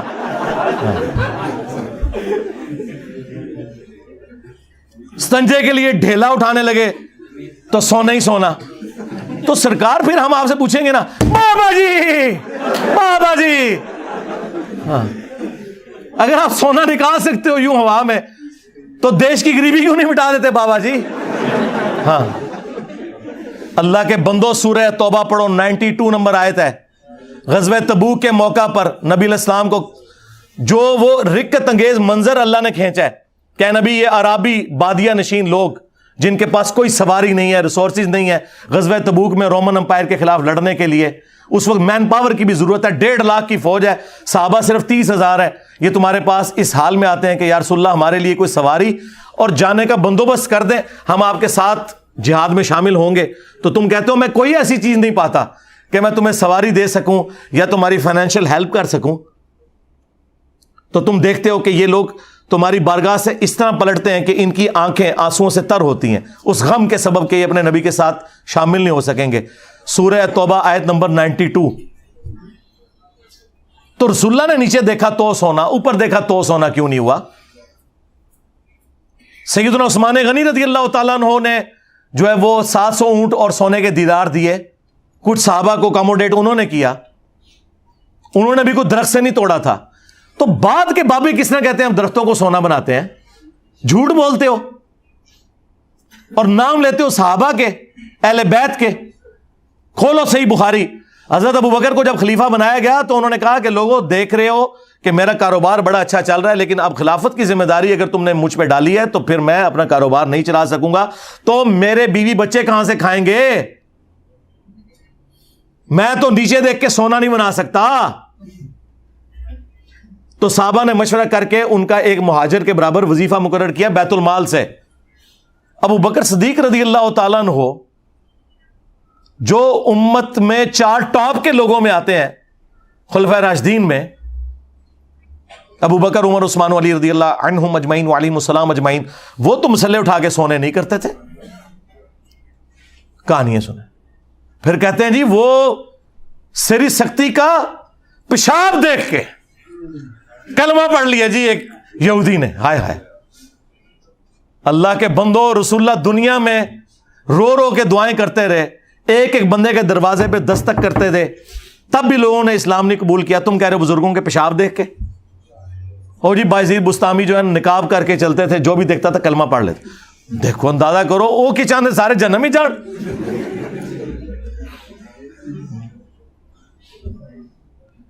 میں کہتا ہوں جی اگر کسی کو قمیض بھی اتارنی پڑتی ہے شرعی سطر کے اندر اور اس کو جسم دیکھ کے کوئی کلمہ پڑھتا ہے، کوئی مسلمان مرد ہے، تو وہ اتار دے یار۔ تم چہرہ جو ہے، چہرے کا نقاب کدھر سے آ گیا مردوں کے لیے؟ کہانیاں نبی علیہ السلام کو، خلفائے راشدین کو تو دیکھ کے کسی نے نہیں کلمہ پڑھا۔ اچھا، یہ سب کچھ جب ان کے بزرگوں کا مذاق اڑتا ہے تو یہ سمجھتے ہیں کہ انجینئر صاحب ہمارا مذاق اڑا رہے ہیں۔ بھائی کام تمہارے بزرگوں نے ڈالا، غلطیاں ان سے ہوئیں، چھاپنے والوں سے ہوئی، اب مجھے بتائیں اس سارے کے سارے غم کا غصہ میرے پہ کیوں؟ دنیاوی منفیت میں اگر کوئی شخص آپ کو بتا دے کہ یہ آپ کے ساتھ ہاتھ ہونے والا ہے، آپ اس کا شکریہ ادا کرتے ہیں۔ جس شخص کے ذریعے اللہ نے آپ کی آخرت بچائی ہے، آپ اس کے خلاف کہتے ہیں ہم کمپین چلائیں گے، پالو پھر پیڑ۔ ہاں، آپ جتنا چیخیں گے میں اتنا آپ کے ہینڈلرز کو ننگا کروں گا۔ ٹھیک ہے، اب دیکھیں ان کے پاس اور کوئی ہتھیار نہیں تھا نا، تو کل میں ایک مولوی کو سن رہا تھا، وابی کو، کہتا ہے جی یہ امام حسن کا گستاخ ہے۔ اوے توڑا کے لینا دینا اہل بیت نال نسوئے تو اہل بیت دے دشمنوں، ماموں پارٹی بنو امیہ دے خدمت گزارو۔ کہتا ہے جی بنو امیہ، کہتا ہے اس میں تو حضرت عثمان بھی آتے ہیں۔ جب رسول اللہ یہ فرما رہے تھے المستدرک للحاکم میں اور مسند ابی یعلا میں کہ بنو مروان، بنو امیہ کے بندروں کو میں نے ممبر پہ دیکھا ہے، اس وقت حضور نے کوئی 4 بندوں کے 5 بندوں کے نام تو نہیں لیے تھے، پوری بنو مروان کا نام لیا تھا، حالانکہ بنو مروان میں عمر بن عبدالعزیز بھی آتے تھے۔ تو آپ یہ کہو کہ رسول اللہ نے عمر بن عبدالعزیز کو بندر کہا ہے؟ نہیں، ظاہر ہے کہ جو نہیں ہے وہ نہیں ہے۔ حضرت عثمان کے پیچھے یا حضرت عمر بن عبدالعزیز کے پیچھے بنو امیہ کیسے چھپ سکتی ہے؟ دھوکے دیتے ہو۔ کیٹاگوریکلی حضور نے کہا بندر، ممبر پہ میں نے دیکھے ہیں بنو مروان کے۔ تو یہ بانے علمی گفتگو۔ اچھا پھر کہتے نہیں ہمارے ساتھ مبالغہ کروائیں ان کا۔ یار تم پہلے آپس میں مبالغہ کرو نا، جو جیت جائے اینڈ پہ میرے پاس آ جائے۔ دیکھو نا، آپس میں تم نے موبائلوں سے مسئلے حل کر لیے۔ میں نے تو فرقہ بھی نہیں لانچ کیا، چندے تمہیں دیتا ہوں، مسجد نہیں بنائی، نمازیں تمہارے پیچھے پڑھتا ہوں، اور کیا کروں؟ تو آپس میں کرو موبائلیں۔ کرے نا کو وہابی جا کے چشتی رسول اللہ، اشرف رسول اللہ کے اوپر مبالغہ دیوبندیوں اور بریلویوں کے ساتھ نہیں۔ اور دیکھیں ویڈیوز میں آگے پتہ کہہ رہے ہیں ہمارے بریلوی بھائی اور دوستوں، دیوبندی بھائی اور دوستوں، شیعہ بھائی اور دوستوں، اے وہابی میں کہنا جے گلے پھاڑنے والا، اور رائٹ میں کہنا انجینئر رافضی ہے۔ شیعہ بھائی اور دوست اور انجینئر رافضی جڑا معاویہ رضی اللہ عنہ کہندا ہے۔ دیکھا کیسی الٹا گیئر چلا ہے، یہ وہی ہے۔ میں اب ان کی شکلیں دیکھتا ہوں نا، مجھے علماء یہود یاد آ جاتے ہیں کہ انہوں نے نبی الاسلام کو پہچاننے سے کیوں انکار کیا تھا۔ پتا تھا انہیں کہ یہ وہی بندہ ہے، بات ٹھیک کر رہا ہے، نہیں مانا، بغیم بینہم، اندر کے بکس کی وجہ سے۔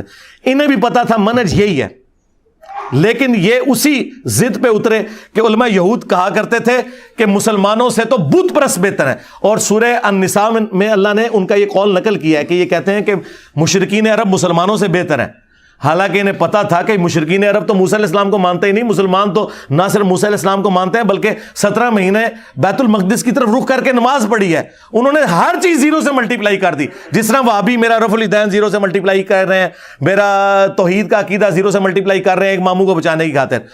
جس طرح بنو اسرائیل تباہ ہو گئی تھی نا وہ بچڑے کے چکر میں، اس طرح یہ بنو اسماعیل میں ان کے لیے یہ بچڑا جو ہے نا یہ ماموں بن گیا ان کا، جس کی محبت انہیں پلا دی گئی ہے۔ اب یہ ان کے ساتھ یہی ہونا ہے کہ انہوں نے اپنا ایمان برباد کرنا ہے جس طرح انہوں نے برباد کیا تھا، حالانکہ پیغمبر موجود تھا اس کے باوجود۔ تو یہ ان کے اوپر اللہ تعالیٰ کی طرف سے ایک عتاب ہوا ہے۔ تو کہتے ہیں جی مباہلہ کرے، جی مباہلہ آپس میں کرو جی، سامنے بٹھا دیں مناظرہ کرے، اور سامنے بیٹھے نا نہیں ہوتے، ویکھ لے کیا ہے مولویوں نال، جی ٹی وی پہ بھی بیٹھا ہوں، اور جو کچھ ماموں پارٹی کے ساتھ میں نے کیا ہے صلح حسن کے اوپر، دھوکے بازو حسن کے پیچھے چھپتے تھے کہ جی حسن صلح پسند تھا، علی جنگ پسند تھا، جھوٹو آدھی حدیث بیان کی میرا یہ بیٹا سید ہے، پوری حدیث تم نے بخاری سے بیان ہی نہیں کی کہ حسن پہاڑوں جتنا لشکر لے کے آیا معاویہ سے صفین پارٹ 2 لڑنے کے لیے۔ عمر بن عاص نے کہا کہ یہ لشکر میں دیکھ رہا ہوں معاویہ جب تک یہ اپنے مخالفین کو بھگائے گا نہیں، یہ واپس نہیں جائے گا، یہ بخاری کے الفاظ تم نے کیوں نہیں بیان کیے؟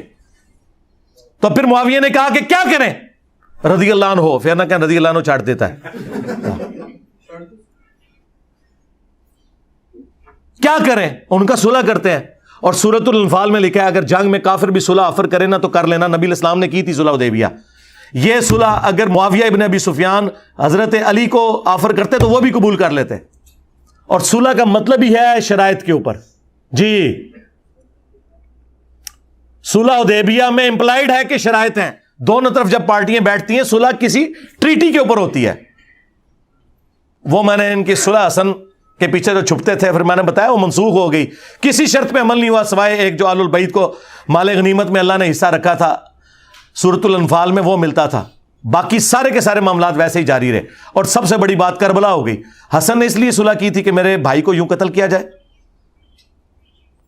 تو وہ بھی میں نے ان کے ساتھ کر دیا۔ میں بیٹھ بھی چکا ہوں، یہ ان کا شوق میں نے آپ لوگوں کا اپنے اسٹوڈنٹس کا پورا کر دیا ہے، آنا مجھے کوئی میڑا نہ مارے۔ میرا یہ رمضان جو ہے ایک سمجھ لیں تحویل قبلہ ہوا ہے اس حوالے سے، میں جی ٹی وی پہ بیٹھا ہوں، سنی شیعہ کنفلکٹ مکمل ڈسکس کیے ہیں، اور ان علماء کے سامنے، علیحدہ سے تو میں ویسے بھی ٹی وی چینلز پہ کرتا تھا، اور نیو ٹی وی کے اوپر بیٹھ کے میں نے فرقہ واریت کو ایڈریس کر کے ان کے چہرے کا سرخی پاؤڈر آپ کے سامنے اتار دیا۔ اب مجھے کوئی گلا نہ کرے، سیدھی سی بات ہے۔ اب کیا رہ گیا ان کے پلے؟ پھر بھی میں کہتا ہوں کہ چلو یار، اگر گورنمنٹ لیول کے اوپر ان کے بڑے آ جائیں، اور بڑے وہ جو ان کو ڈگریاں دیتے ہیں، بریلویوں کی طرف سے مفتی منیب الرحمان صاحب حافظہ اللہ تعالی، دیوبندیوں کی طرف سے مفتی تقی عثمانی صاحب حافظہ اللہ تعالی، اہل حدیث کی طرف سے ساجد میر صاحب حافظہ اللہ تعالی، اور اہل تشیع کی جانب سے ساجد نقوی صاحب حافظہ اللہ تعالی، اگر یہ چار بڑے گورنمنٹ لیول کے اوپر ان کو گورنمنٹ ارینج کرتی ہے میرے ساتھ ڈسکشن کے لیے، یہ کرسیوں پہ بیٹھے، میں ان کے قدموں میں بیٹھوں گا، آئیں عقیدہ توحید پہ بات کر لیں، ختم نبوت کے اوپر کر لیں، اور باقی مسئلے تو بعد میں، پہلے تو یہ بنیادی چیزیں، میں تیار ہوں۔ اور اگر یہ سمجھتے ہیں کہ ہمارے اندر سپیکنگ پاور نہیں ہے، ہمیں خام خواہ انہوں نے بڑا بنا دیا تھا، ہمارے پاس فلاں چرب زبان قسم کے چھوٹو موجود ہیں، ہم نے وہ لانچ کرنے، ٹھیک ہے، ایک ویڈیو بنائیں۔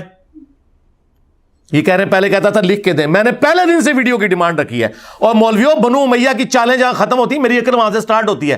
مجھے پتا تھا کہ تم لوگ تحریر سے بھاگ سکتے ہو، تحریر تو کوئی بھی بنا لے گا اڈوب فوٹو شاپ میں، تم ویڈیو بناؤ گے کہ یہ چھوٹو میرا چھوٹو ہے، اس کی ہار میری ہار، میری ہار میرے فرقے کی ہار ہے،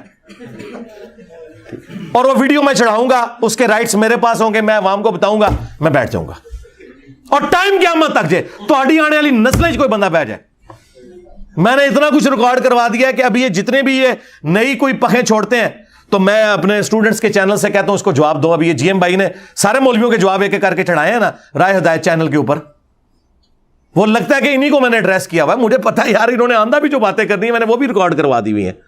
میرے کسی اسٹوڈنٹ کو میرا دفاع کرنے کی ضرورت نہیں، سوائے اس کے کہ اسے یہ پتا ہو کہ میں نے کون سی بات کہاں کی ہوئی ہے، وہ جوڑے گا جواب دے دے گا، کیونکہ میں نے ان کے شیطانی دماغوں میں جتنے وسوسے آتے تھے نا پرانے بزرگوں کے، آج کے اور آندہ بھی کوئی آئیں گے، ظاہر میں بھی اسی گندگی سے نکل کے آیا ہوں نا، تو ایک ایک چیز کا جواب میں نے ویڈیو میں ریکارڈ کروا دیا ہوا ہے پراپر فارم کے اندر۔ یہ میں ان لوگوں کے لیے جو کہہ رہے ہیں کہ یا مناظرہ کرے یا پھر ہم دھرنے دیں گے، ٹھیک ہے، تو وہ میں نے پھر آفر رکھی ہے کہ ٹھیک ہے یار بڑے بلاؤ، بیٹھ جاتے ہیں گورنمنٹ لیول کے اوپر کرو، اور ریاستی اداروں میں جو تم لوگوں کی عزت ہے نا، بس انورٹڈ کاموں میں چھوڑ دو تم سب لوگوں کی.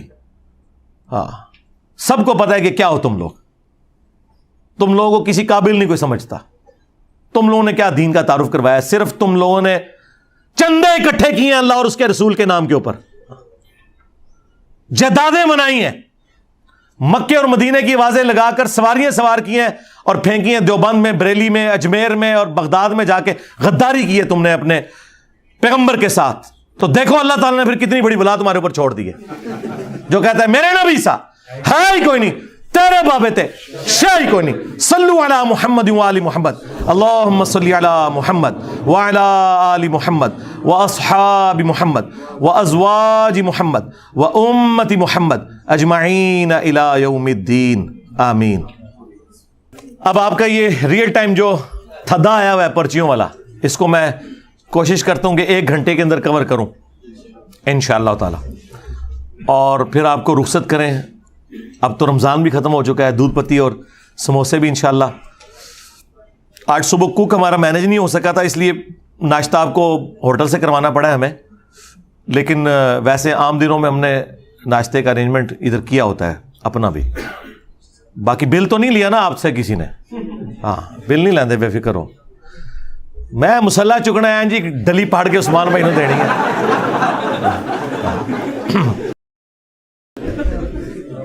قبلہ کی طرف ٹانگیں کر کے سونا صحیح ہے، بچنا چاہیے، گناہ نہیں ہے. قبلہ کی طرف صرف پیشاب کرنے کی ممانعت ہے، رخ کر کے.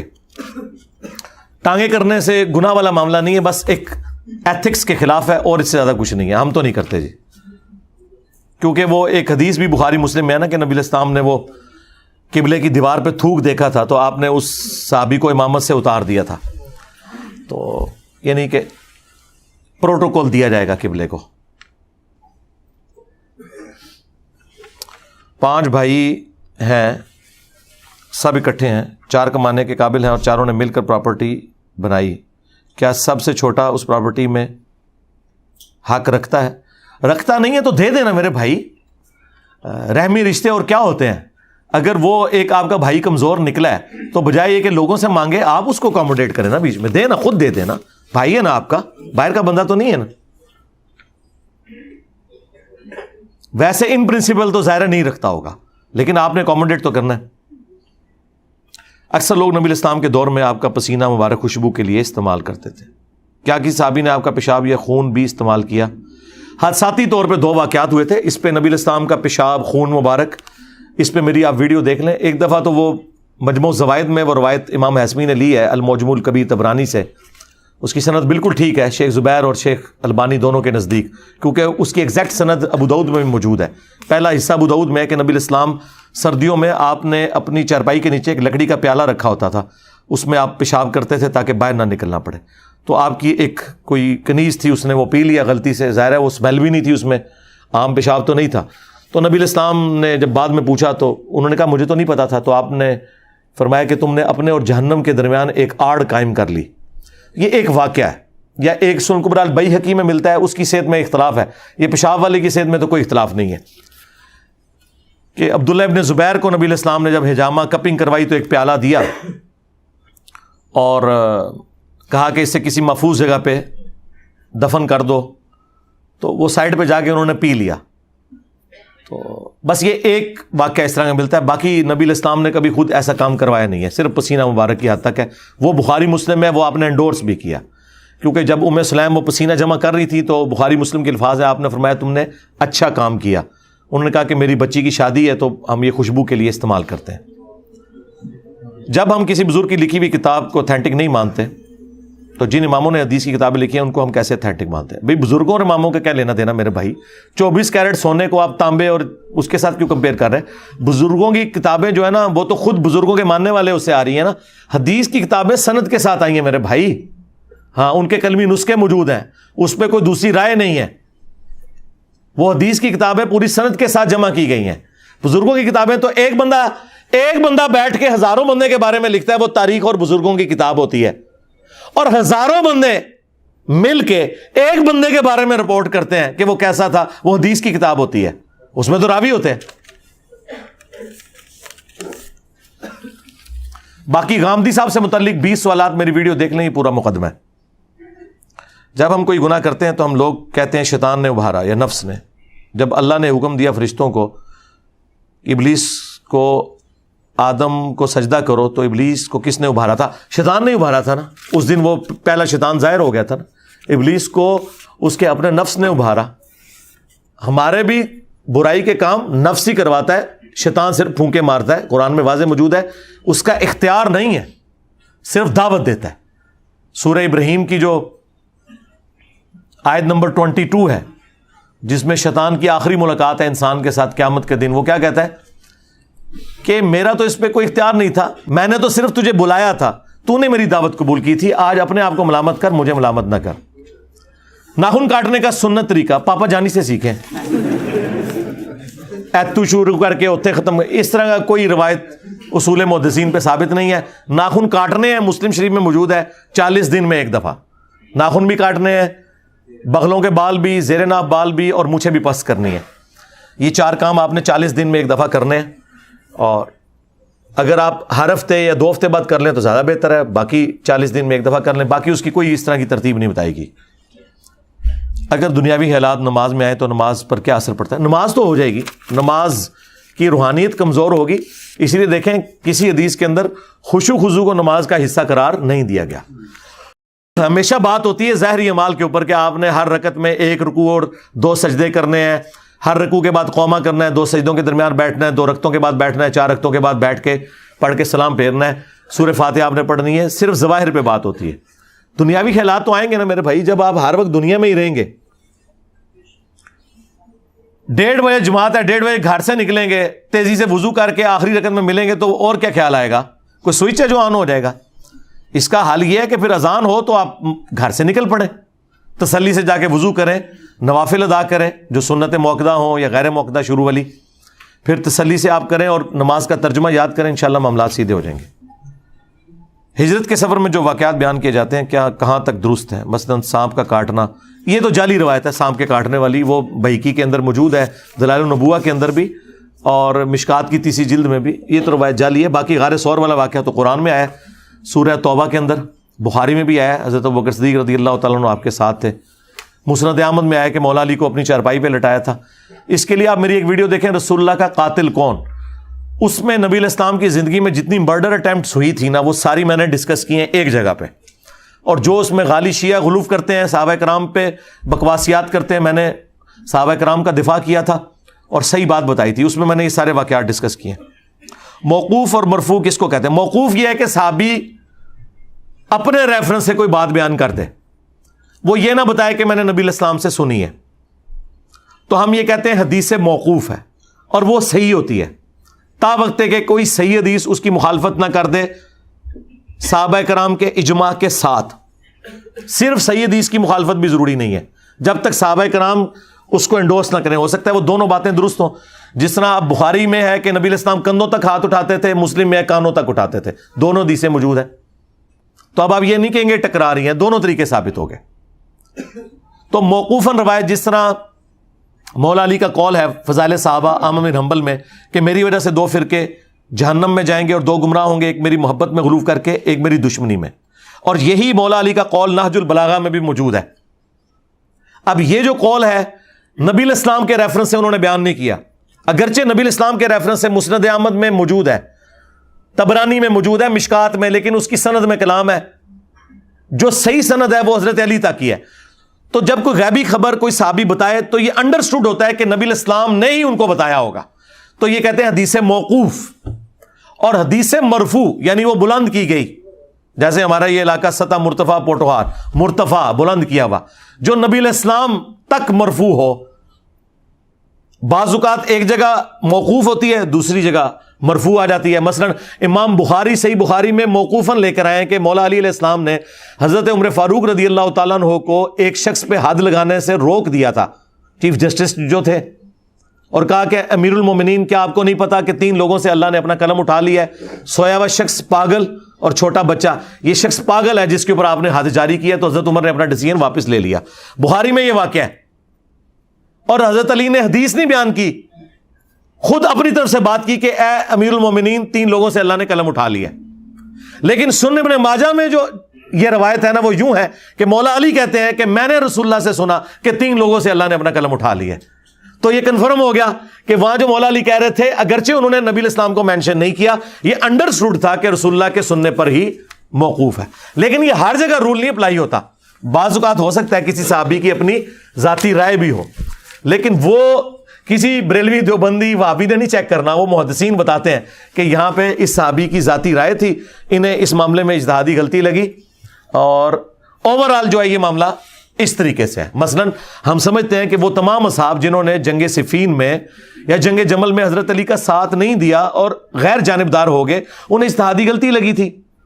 خصوصاً ابو بکر رضی اللہ تعالیٰ عنہ جو یہ کہتے تھے, لوگوں کو منع کرتے تھے کہ جی یہ حدیث ہے بخاری میں 7083, اس کے نیچے پھر محدثین نے باقاعدہ شرح بیان کی ہے کہ بھئی ابو بکرہ کا یہ موقف درست نہیں تھا. ایک صحابی ابو بکر, ایک ہے ابو بکرہ. وہ لوگوں کو روکتے تھے اس بات سے کہ وہ حضرت علی کا یا ان کی مخالفین کسی جماعت کا ساتھ دیں. وہ کہتے تھے کہ نبی الاسلام نے فرمایا کہ جب ایک مسلمان دوسرے پہ تلوار اٹھاتا ہے نا تو دونوں جہنمی ہو جاتے ہیں, قاتل اور مقتول. تو صحابہ نے پوچھا کہ قاتل تو جہنمی ہے, مقتول کیوں؟ تو نبی الاسلام نے فرمایا کہ مقتول نے بھی تو اپنے بھائی کو قتل کرنے کا ارادہ کیا تھا نا. اس حدیث کو وہ فٹ کرتے تھے جنگ جمل اور صفین کے اوپر. اب مجھے بتائیں, جنگ جمل اور صفین میں جو صحابہ تھے وہ تو ان سے بہت سینئر تھے, ان کو دین کا فہم بھی ان سے زیادہ تھا. پھر مولا علی سے زیادہ کون علم دین جانتا تھا؟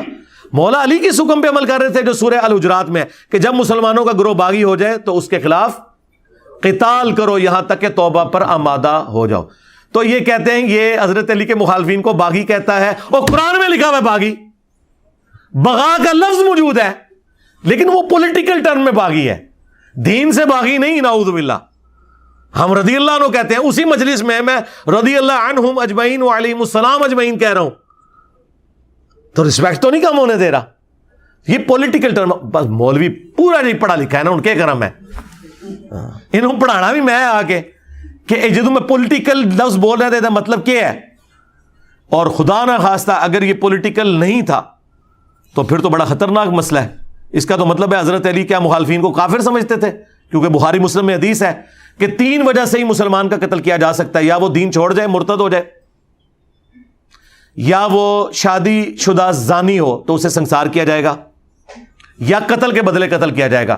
اب یہ تینوں کیٹیگریز حضرت علی کے کیس میں ان کے مخالفین کے ساتھ تو نہیں آتی ہیں, تو چوتھی کیٹیگری پھر قرآن والی ماننی پڑے گی, جب مسلمانوں کا گروہ باغی ہو جائے تو اس کے خلاف قتال کرو. ورنہ پھر آپ کو حدیث والا ماننا پڑے گا کہ حضرت علی کے مخالفین کیا نعوذ باللہ مرتد ہو گئے تھے؟ نہیں. کیا وہ زانی تھے کہ سنسار کروانا تھا ان کو؟ نہیں. کیا قتل کے بدلے قتل ہو رہا تھا؟ نہیں. بلکہ ایک پولیٹیکل گورنمنٹ کے خلاف انہوں نے اعلان بغاوت کیا تھا, اور یہ اعلان بغاوت پولیٹیکل تھا, نہ کہ یہ کہ نعوذ باللہ وہ کوئی اسلام سے نکل گئے تھے.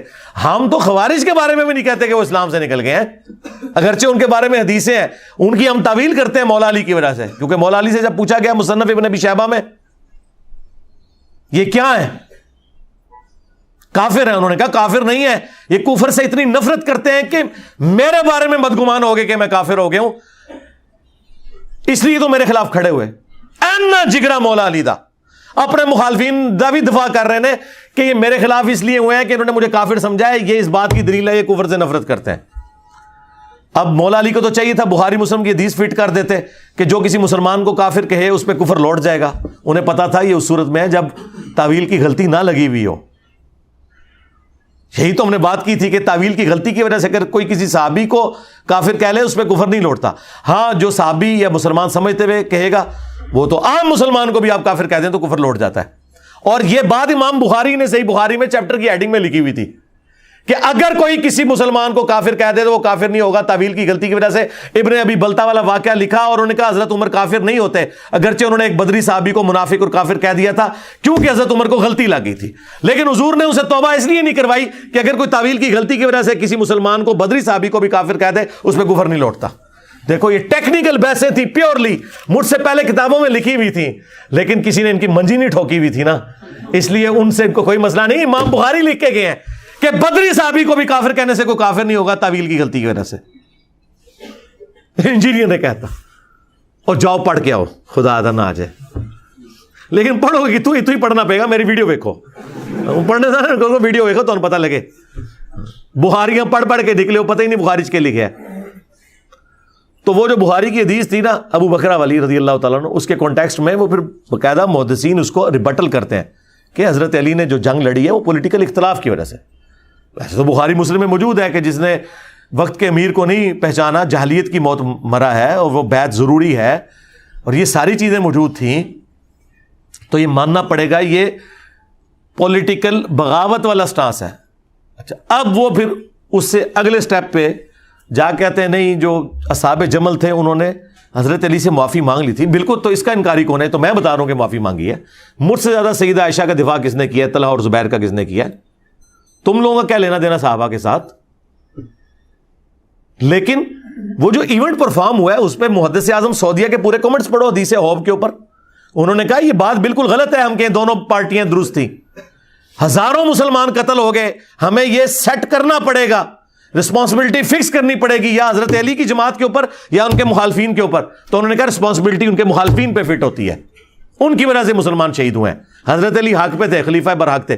یہ محدث اعظم ناصر الدین البانی سلسلہ حدیث سیاح میں لکھ رہے ہیں، اور میں نے وہ سارا اپنے کربلا والے ریسرچ پیپر میں نقل کیا ہے.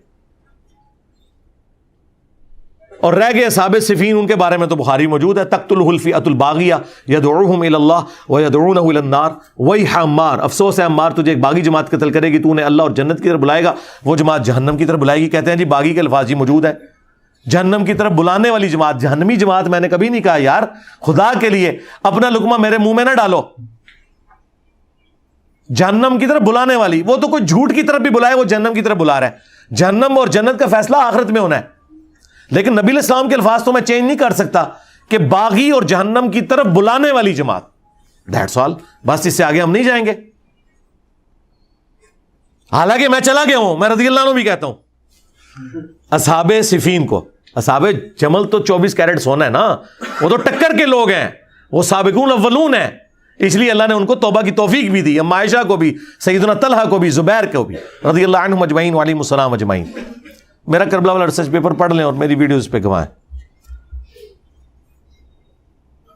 آج جس بات پر شیعہ سنی کا اتفاق ہوا اس کو اجماع کہتے ہیں، یا جس پر صحابہ کرام کا اتفاق. اجماع تو قیامت تک میرے بھائی جاری رہے گا، ہر زمانے میں اجماع ہوتا رہتا ہے. ظاہر ہے اجماع تو بعد کے معاملات کے اوپر ہوتا ہے نا، پرانے جو معاملات ہیں وہ تو سیٹل ہیں. یہ تو ایک جنرل سٹیٹمنٹ ہے نا. مثلا اس دور میں بہت بڑا اجماع قادیانیوں کے کفر کے اوپر ہوا ہے. کیا فرض جماعت کے بعد اجتماعی دعا مانگنا احادیث سے ثابت ہے؟ جی اگر وسیلہ اور توسل کے طور پر کبھی کبھار آپ امام سے کہیں کہ آپ دعا کروا دیں وہ تو درست ہے، لیکن پرماننٹلی کرنا یہ تو خود حنفی بھی مانتے ہیں کوئی ثابت نہیں. کہتے ہیں علماء نے جاری کیا ہے امت سے دعا اٹھنا چاہے، اور دعا بچانے بچانے امت سے سنت وظائف اٹھ کے جڑے ایسے لکھے تھے گرین. ہاں کیونکہ جب بدعت داخل ہوتی ہے تو پھر سنت اللہ تعالیٰ اٹھا لیتا ہے.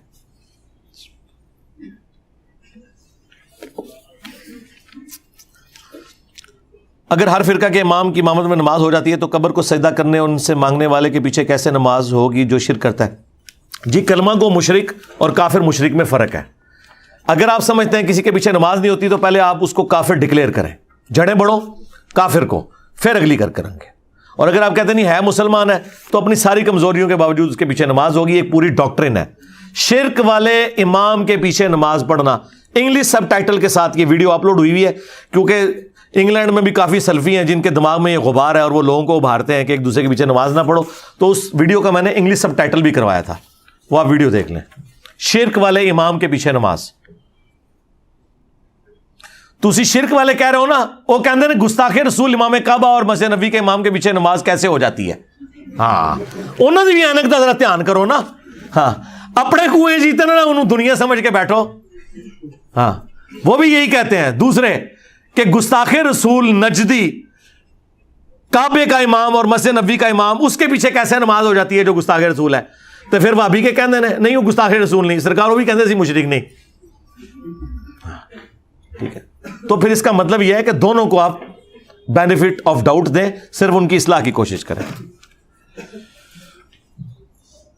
میرا بھائی 2018 میں جب ریورٹ ہوا تو وہ بھی آہستہ آہستہ دین حق پر آ گیا، لیکن اچانک نومبر میں اس کی فات ہوگی. اب اللہ تعالیٰ اس کی غلطیوں کو معاف کرے.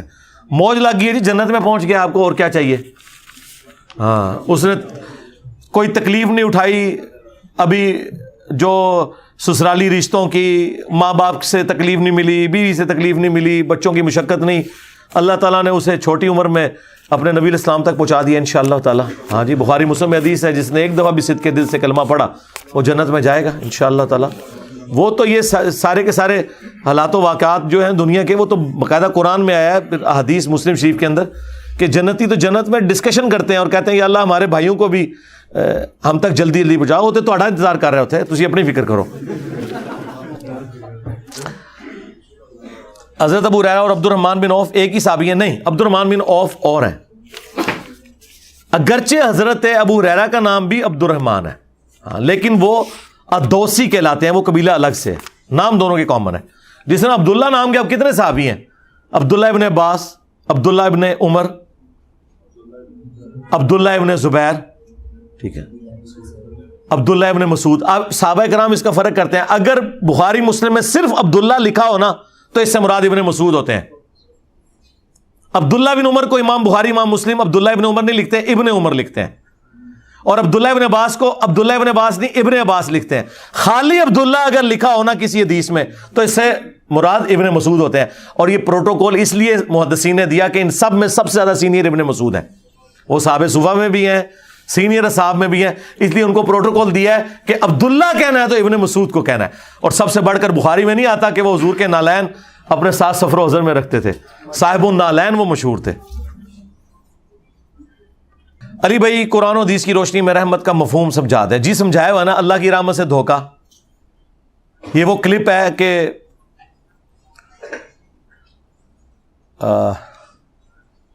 ایک پاکستان لیول کے موٹیویشنل سپیکر چھپ چھپا کے مجھے ملنے آئے تھے. اس دن نا وہ میں ان کے ساتھ مصروف رہا. بعد میں نے دیکھا کوئی 8-10 مسڈ کال آئی ہوئی طارق جمیل صاحب کی. مجھے کہتے ہیں میں نے ابھی نا موٹر وے پہ چڑھتے ہوئے تمہارا وہ کلپ دیکھا ہے، اللہ کی رحمت سے دھوکا. وہ سارا میں نے طارق جمیل صاحب کے خلاف ہی کیا ہوا تھا. تو میں نے کہا لو جی مجھے ڈانٹیں. کہتے ہیں نہیں باتیں تم نے ٹھیک کی ہیں لیکن یار میں نہیں اس طرح بول سکتا، میری طبیعت ذرا اور طرح کی ہے، لیکن تم جو کہہ رہے ہو نا یہی ہے، واقعی قرآن یہی کہتا ہے. ٹھیک ہے. کہتے یار میں اس لیے نہیں کرتا پھر لوگ دور ہو جاتے ہیں.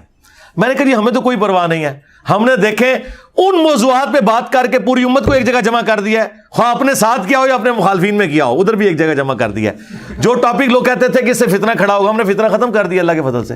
یہ ہمارا صرف ایک ڈر تھا کہ سچ بولیں گے تو لوگ دور ہوں گے. دفاع ہو جائیں جی، دور ہو جائیں، ہمارا کیا لینا دینا. اگر بخاری مسلم میں ہے کہ قیامت والے دن بعض انبیاء بھی اس حال میں آئیں گے، کسی کے ساتھ 4، کسی کے ساتھ 3، کسی کے ساتھ 2، کسی کے ساتھ 1 اور کسی کے ساتھ 1 بھی نہیں ہوگا جو ان پہ ایمان لایا ہو، تو کیا وہ نبی ناکام ہو گئے؟ تو آپ کیوں اپنی مجموع کی فکر میں رہتے ہیں کہ مجمع اکٹھے کرنے ہیں؟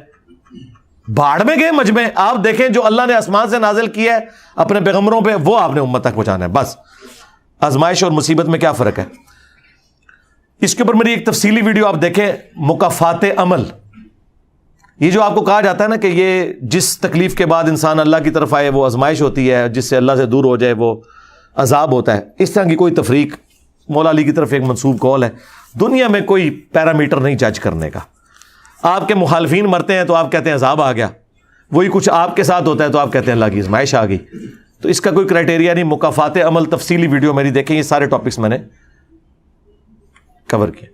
پیام پاکستان میں علماء نے ایک دوسرے کو مسلمان کہا اور ٹی وی چینل پہ کہتے ہیں ایک دوسرے کے پیچھے نمازیں پڑھا کرو، مگر پریکٹیکل ایسا نہیں. کہاں کہا ہے انہوں نے پڑھا کرو؟ کوئی نہیں کہا انہوں نے، ایک دفعہ بھی نہیں کہا پڑھا کرو.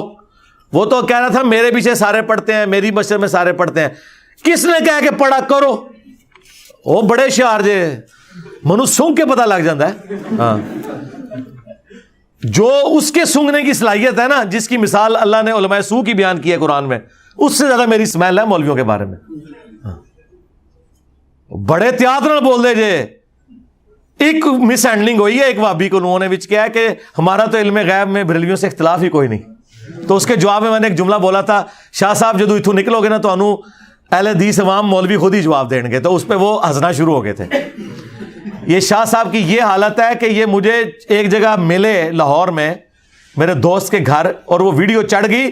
اگلے دن آ کے اپنے مولویوں کو کلیریفائی کر رہے تھے کہ وہ اگر گمراہ ہے تو کوئی مسئلہ نہیں، میں کو اس کے ساتھ تو نہیں اٹیچ ہو گیا، میں تو بس ویسے ملا تھا. اور ادھر آ کے ہمیں کہہ رہے تھے کوئی مسئلہ نہیں ہے. یہ وہ آخری بات تھی جو میں نے کرنی تھی کہ شاہ صاحب مجھے ایک آخری بات کرنے تھے جس پہ پروگرام ختم ہو گیا تھا. وہ میں نے ان کو یاد کرانا تھا. شاہ صاحب یاد ہے اسامہ بھائی دے گھر جو تو ملے سو تو بعد کی کلیریفیکیشن نہیں دے رہے سو پوری زندگی. ٹھیک ہے, تو اڈی حالت ہے اتنے بہ کے جناب دفاع کر رہے ہو اپنے ان کا. کیا نام ہے مال ہاتھ میں لینے کے بعد اللہ ہم سے ڈائریکٹ مخاطب ہوگا؟ کیا رسول اللہ صلی اللہ علیہ وسلم کی شفاعت سے پہلے اللہ کی رحمت کا کوئی معاملہ؟ یار اتنی تفصیلات میں آپ کیوں پڑھ رہے ہیں کہ کون سی ایکٹیویٹی پہلے ہونی ہے؟ آپ صرف یہ دعا کریں اللہ تعالیٰ ہمیں اپنی رحمت سے اپنے محبوب صلی اللہ علیہ وآلہ وسلم کی شفاعت اور آپ کے مبارک ہاتھوں سے حوض کوثر نصیب فرمائے, آپ کے مبارک جھنڈے تلے جگہ عطا فرمائے اور جنت الفردوس میں آپ کا پڑوس عطا فرمائے. ٹھیک ہے, اتنی باریکیوں میں پڑھنے کی ضرورت ہی نہیں بھائی, آپ اس چکر میں نہ پڑھیں نامہ مال. آپ یہ دعا کریں اللہ تعالیٰ ہمیں بغیر حساب و کتاب کے جنت میں داخل کرے, آمین. ہاں, یہ ساری علمی شہوت ہے جو پوری کی ہوئی ہوتی ہے. یہ ایک بندے نے ہینڈ رائٹنگ میں اتنی سارے سوال لکھ کے بھیج دیے ہیں, دوسروں کا خیال ہی نہیں کیا. جب ہم جنت میں چلے جائیں گے انشاءاللہ, کیا اس کے بعد بھی اللہ کو کوئی اور دنیا بنانی ہے؟ نہیں جی سرکار, ہم ہی ہیں اللہ کے لاڈلے, بے فکر رہیں. فی الحال تو اتنا ہی نالج ہے. قیامت سزا اور جزا کا دن ہے, لیکن ہم تو دل بھی دکھاتے ہیں, حق بھی مار جاتے ہیں, لیکن اعمال بھی کرتے ہیں, تو پھر کوئی بھی ڈائریکٹ جنت نہیں جائے گا. تو جناب توبہ کریں نا, معافی مانگے نا, کیوں دکھاتے ہیں دل؟ کیا جنت میں جانے کے بعد یہ علم حاصل ہوگا کہ ٹائم کب شروع ہوا؟ جی سب کچھ ہوگا, بے فکر ہیں آپ. ادھر کی ڈائنامکس یہ الگ ہے میرے بھائی. جب قرآن میں آیا جنت میں ہر وہ چیز ہے جو تم چاہو گے, اگر ٹائم نہ بھی ہوا تو تھوڑے سے ٹائم بڑھ جائے گا. ہاں, جو چاہو گے.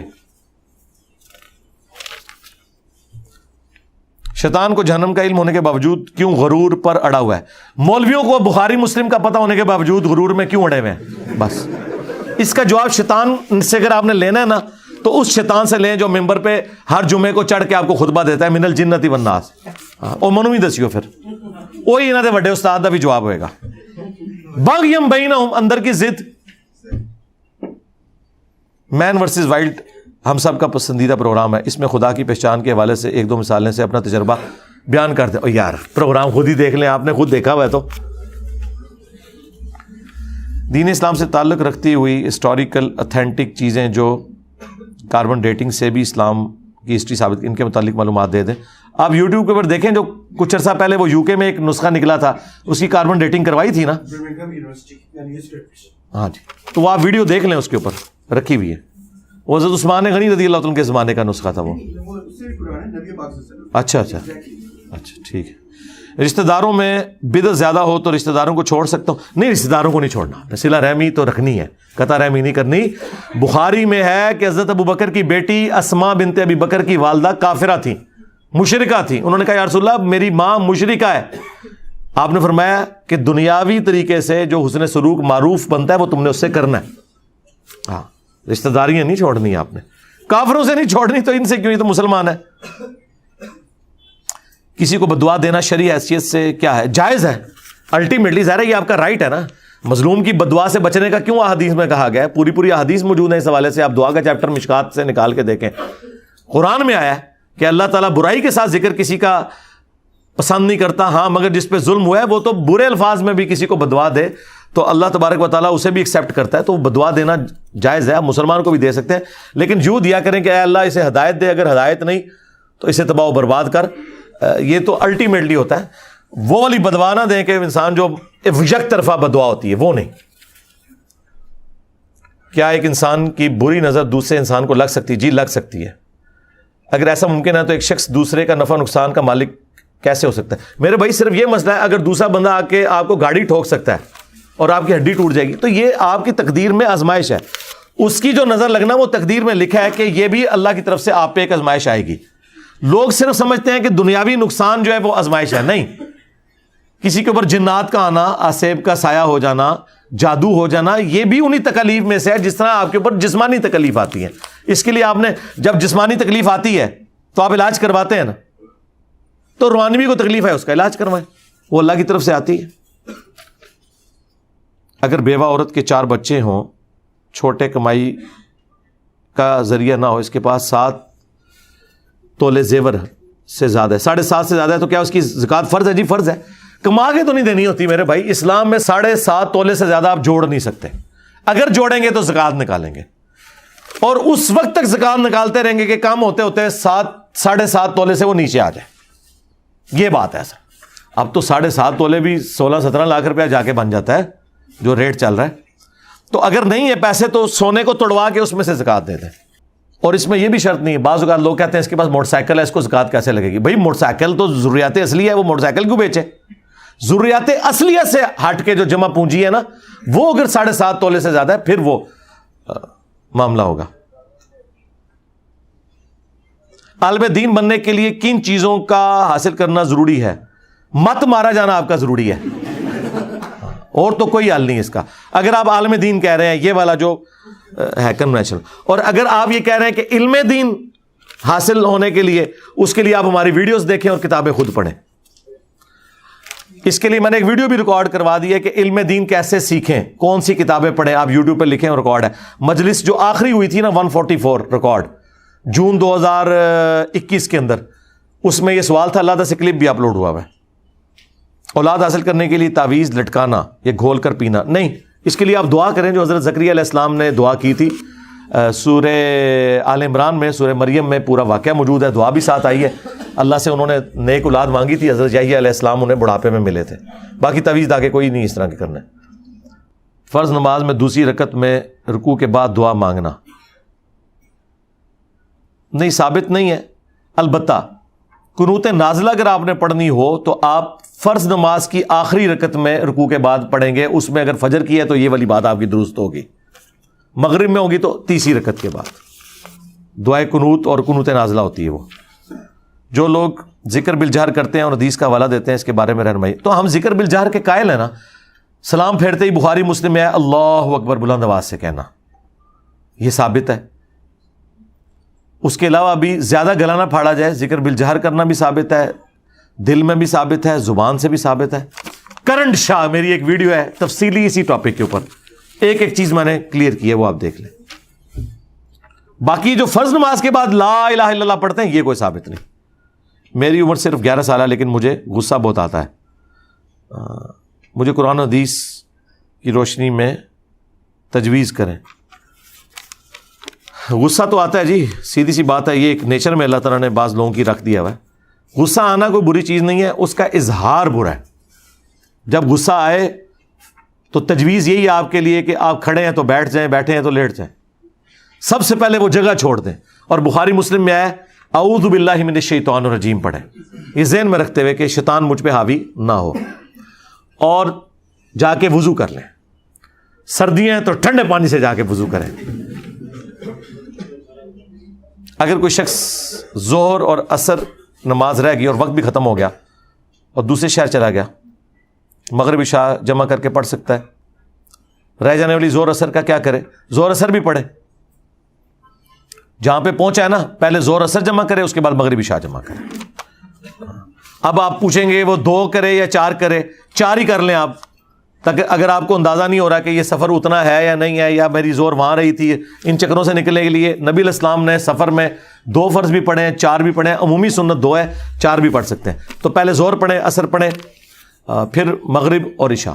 اور اگر واقعی آپ مسافر ہیں تو آپ جس جگہ پہ 19 دن سے کم کے لیے رکے ہوئے وہاں پہنچ کے پہلے 2 فرض زور کے پڑھیں, 2 عصر کے پڑھیں, پھر 3 مغرب کے, پھر 2 عشاء کے. آپ کہتے ہیں ولی کے بغیر نکاح نہیں ہوتا, آپ یہ بھی کہتے ہیں کہ 3 چیزیں مذاق میں بھی ہو جاتی ہیں, طلاق.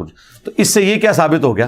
اس میں تو آپ یہ بھی لکھیں کہ آپ کہتے ہیں ولی کے بغیر نکاح نہیں ہوتا اور آپ کہتے ہیں مذاق میں ہی ہو جاتے ہیں, تو اس میں تو حق مہر کا بھی ذکر کوئی نہیں ہے. تو حق مہر آپ یہ کہیں گے علی بھائی کہتے ہیں حق مہر کے بغیر ہو جاتا ہے. علی بھائی کہتے ہیں کہ بینک میں 9 سے شام 5 بجے تک بل جمع ہوتے ہیں, لیکن علی بھائی اتوار والے دن بل نہیں جمع ہوتے ہیں. میں کہوں گا اپنا دماغ علاج کرا, اتوار نہ میں ذکر کیتا ہے. نکاح ہونے میں وہ ساری شرائط شامل ہیں. مذاق میں ہو جاتا ہے, مذاق میں بھی وہ پوری کی پوری کیٹیگری, وہ سارے معاملات ہوں, حق مہر بھی, ایجاب و قبول بھی, گواہ بھی. ٹھیک ہے. میرے والدین بوڑھے ہو چکے ہیں, والدہ صاحب اکثر بیمار رہتی ہیں, میری بھی بولتی ہے کہ آپ کے والدین خدمت یعنی 2 وقت کا کھانا پینا دینا مجھ پہ فرض نہیں, جبکہ میں دن بھر مزدوری کرتا ہوں. پاؤں پڑ جائیں جی اپنی بیوی کے, اسے کہیں کہ مہربانی کر میرے اوپر, اور تو میرے پاس کوئی علاج نہیں اس کا. علی بھائی اگر عورت مسجد میں نکاح کے لیے آنے کو آئے, یہ پتہ نہیں آنے کو رخصتی لازم ہے یا لڑکی نہیں, لڑکی کو مسجد میں لانے کی کوئی ضرورت نہیں ہے. اس کا ولی آئے گا, باپ یا بڑا بھائی, اگر باپ نہیں ہے وہ وکیل بن کے آئے گا, اس کے آنے کی کوئی ضرورت نہیں ہے. ہاں اسے بس ڈاکومنٹ میں جا کے سائن کروا لیں. جو شخص حضرت سلمان کا تخت لایا تھا وہ انسان تھا یا کہ جن؟ جو یہ میرا تخت لے کے آیا تھا وہ کیا تھا؟ انسان تھا. اچھا, اب وہ جو لے کے آیا تھا بھائی یہ کوئی نہیں بتایا. اللہ نے فرمایا کہ ایک شخص تھا, وہ پیغمبر تھا, فرشتہ تھا, جن تھا, کوئی تفصیل نہیں آئی ہے. ٹھیک ہے, اس کے لیے آپ میری ایک ویڈیو دیکھیں, تخت بلقیس والا واقعہ. اس سے جو گدڑ سنگیاں انہوں نے نکالنے کی کوشش کی ہے نا, ایک ایک میں نے چن چن کے روحانی موت بلکہ شیطانی موت وہ ساری گدڑ سنگیاں ماری ہیں. پوری تفصیلی ویڈیو ریکارڈ ہے. نبی الاسلام کی ازدواجی زندگی کے بارے میں زیادہ شادیاں کیوں ہوئیں, اس کی کیا وجہ تھی؟ اس طرح کے جتنے سوالات ہیں نا میرے بھائی, جو عموماً نان مسلم کی طرف سے کیے جاتے ہیں, ان کے لیے عرض یہ ہے کہ آپ سے ہمارا اختلاف ہے ایگزسٹنس آف گاڈ پہ, یہ چیزیں بعد میں. باقی نبی الاسلام مسلمان اگر یہ سوال کر رہا ہے تو قرآن میں اللہ نے اجازت دی ہے نبی الاسلام کو سورہ احزاب میں کہ خاص آپ کے لیے. ہاں, حکمت کیا تھی, اللہ نے اس کے ذریعے دین سکھایا ہے, وہ نظر آ رہا ہے. اور یہ نبی الاسلام کا گولڈن پیریڈ جو ہے نا اپنی زندگی کا, وہ ایک ہی بیوی کے ساتھ ہے. یہ ساری آپ کی آخری 10 سال کی بیوی ہیں. 24 سال تک حضرت ختیجہ جب تک زندہ رہی ہیں تو نبی الاسلام نے دوسری شادی نہیں کی. 24 سال بعد پوچھنا, ہم لوگ اپنی پراپرٹی بطور تحفہ کسی کو دے دیتے ہیں, کسی بھی ایسے انسان کو جو حیات ہے, تو ہمارے مال میں بھی تو ہماری پراپرٹی, ہم مال میں بھی تو ہماری پراپرٹی ہوتی ہے. تو کیا اگر کوئی انسان اللہ کو جان کر اپنی نیکیاں کسی دوسرے کو بطور دے, اس طرح نہیں نیکیاں منتقل ہوتی. مال میں تو نیابت ہو جاتی ہے, نیکیوں میں کیسے ہوگی میرے بھائی؟ مال کا تو معاملہ الگ ہے. نماز تو آپ پہ فرض ہے نا, زکوٰۃ کوئی کسی کی طرف سے ادا کر دے, صدقہ فطر کسی کی طرف سے ادا کر دے, مالی عبادت کے معاملات الگ ہیں. آپ بریلوی دیوبندی اہل حدیث سب کے بارے میں بات کرتے ہیں, جبکہ شیعہ سے کیا, شیعہ کے بارے میں سب سے زیادہ شیعہ کے بارے میں بات ہی میں نے کی ہوئی ہے. کیا بات کر رہے ہیں میرے بھائی؟ شیعہ سے 2 بنیادی اختلاف ہے, عقیدہ توحید کے والے سے, عقیدہ امامت کے والے سے. بتائیں دنیا میں کس شخص نے اپنی زندگی میں سب سے زیادہ یا علی مدد کو شرک کہا ہے ہمارے سوا؟ رہ گی بدعت, تو بدعت محرم کے اوپر جتنی میری ویڈیوز ہیں میں نے ڈسکس کیا. مطلب میں ان کو گالیاں نکالوں؟ اب گالیاں تو بھائی میں نے ان کو نہیں نکالی جنہوں نے چشتی رسول اللہ پڑھایا, تو ان کو کہاں سے نکالوں؟ اور یہ زیادہ بڑے مجرم ہیں کیونکہ سنیت کا نام یوز کر رہے ہیں, اور ہمارا پلیٹ فارم سنی پلیٹ فارم ہے, یہ ذہن میں رکھیے گا ایز اے منج. یہ شیعہ پلیٹ فارم نہیں ہے, اس لیے ناج البلاغہ نہیں یہاں پڑی ہوئی, یہ سنی پلیٹ فارم ہے.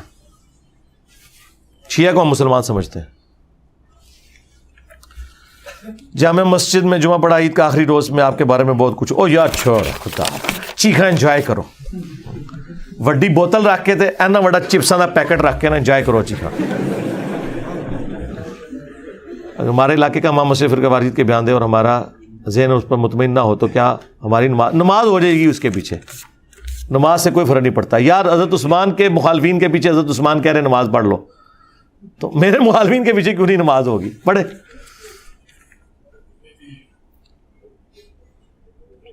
میزان بینک کے پروفٹ سے آدمی, جی پروفٹ ہے ہی لال ہے, سب کچھ کرے. میزان بینک یا جو بھی اسلامک بینک ہے پیور. حضرت خالد بن ولید کی معزولی کی وجہ بیجا قتل عام تھا؟ نہیں, اصل وجہ یہ تھی کہ اس میں ظاہر ہے یہ بھی مس ہینڈلنگ ان سے ہوئی ہے, لیکن اصل وجہ یہ تھی کہ وہ خلیفہ وقت کو انوالو کیے بغیر خود بھی کچھ ڈیسیژن لے لیتے تھے, اور اس میں ان کی بدنیتی نہیں تھی. وہ کہتے تھے بھائی 2 مہینے بعد مجھے جواب آئے گا, 1 مہینہ گھوڑا جانے میں لگائے گا اور آنے میں, اس وقت تک مجھ سے موقع ہی نکل جائے. ظاہر صحابہ کرام تو ایسے نگاہ مار کے ایک دوسرے کو نہیں دیکھتے تھے نا جس طرح بعد کے بابے دیکھ لیتے ہیں. آئے تھوڑے بابے میری داڑ تھلے. ہاں, صحابہ کرام تے خط لکھ کے ایک دوسرے کو پوچھن کہ ہن کے کرنا ہے. تھوڑے بابے کہتے ہیں جی ایتھے بیٹھے مدینہ شریف ویکھ رہے ہیں جی. وہ کہتے ہیں جی وہ جناب وہ اوتھے کتا ویکھیا سی ٹاؤں ٹاؤں کردا, میں ہی سا. وہ پیر کہندا ہے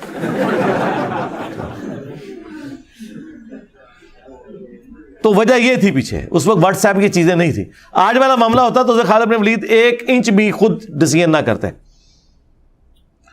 اکثر لوگ یہ کہتے ہیں کہ دین ایک پرائیویٹ مسئلہ ہے جو کہ انسان اور اللہ کے درمیان ہے.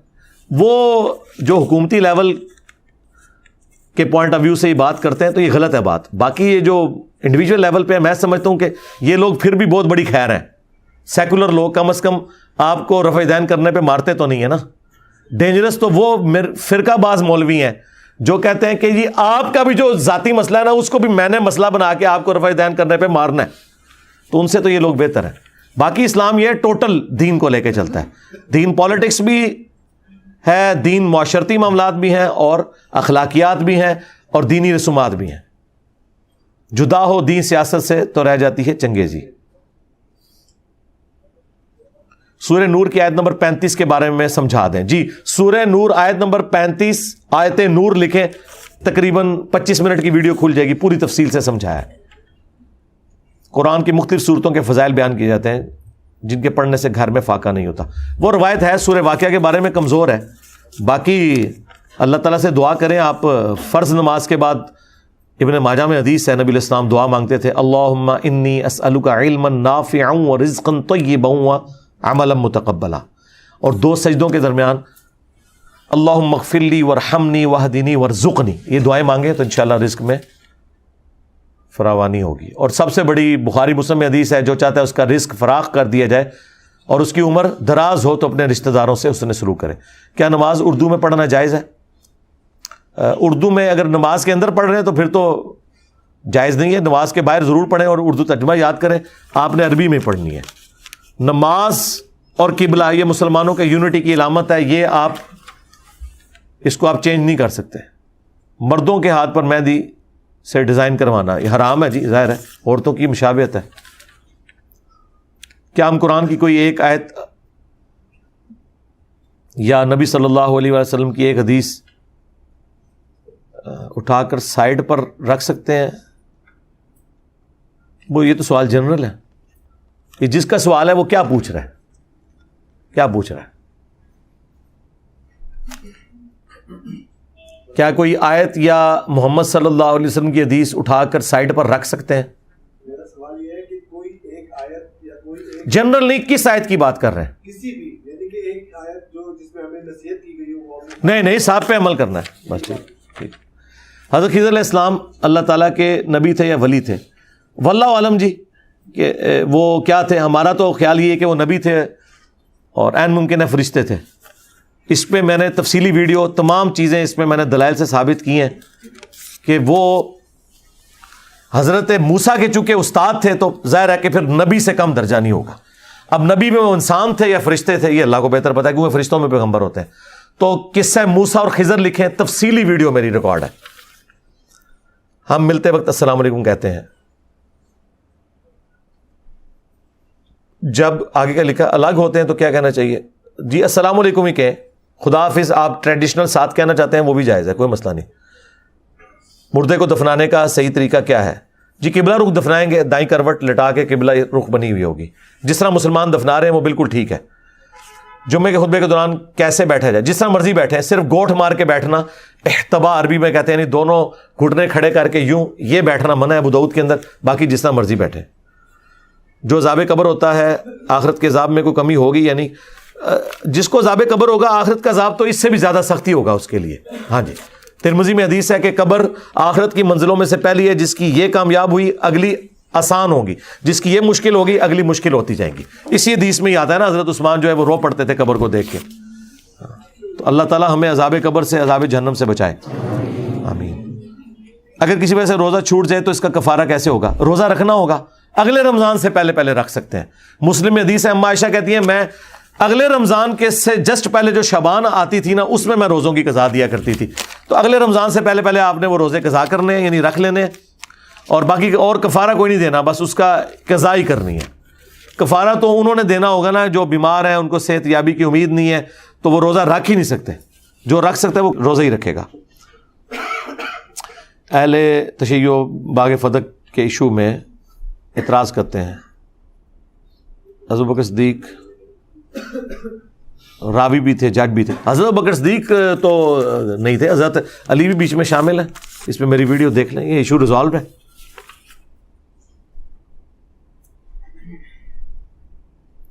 والد کا عقیقہ اس کا بیٹا یا بیٹی, جی کریں, یہ مالی عبادت ہے, کریں. حج بدل بھی کریں, عمرہ بدل بھی کریں. آپ نوجوان نسل کو نکاح سے دور کر رہے ہیں. آپ کہتے ہیں شادی کے بعد لگ پتہ جائے گا. بھائی اس کا پھکی والا جواب دیتا ہوں. اللہ تعالیٰ قرآن میں کہتا ہے تمہاری بیویوں میں، مال میں، اولاد میں تمہارے لیے فتنہ ہے. تو اللہ تعالیٰ آپ کو یہ کہہ رہا ہے کہ اپنی بیویاں، مال اور اولاد چھوڑ دیں. لب گیا پھکا. فتنہ ہے، آزمائش ہے. وہی بات میں کہہ رہا ہوں کہ لگ پتہ جائے گا، اس کے ذریعے ٹیسٹ کیا جائے گا. تو دور نہیں کر رہے. استغفر اللہ. دور تو تب کروں جب میں کہوں گے نہ کرو. میں تیار کر رہا ہوں آپ کو اس کے لیے. ہاں تیاری رکھو.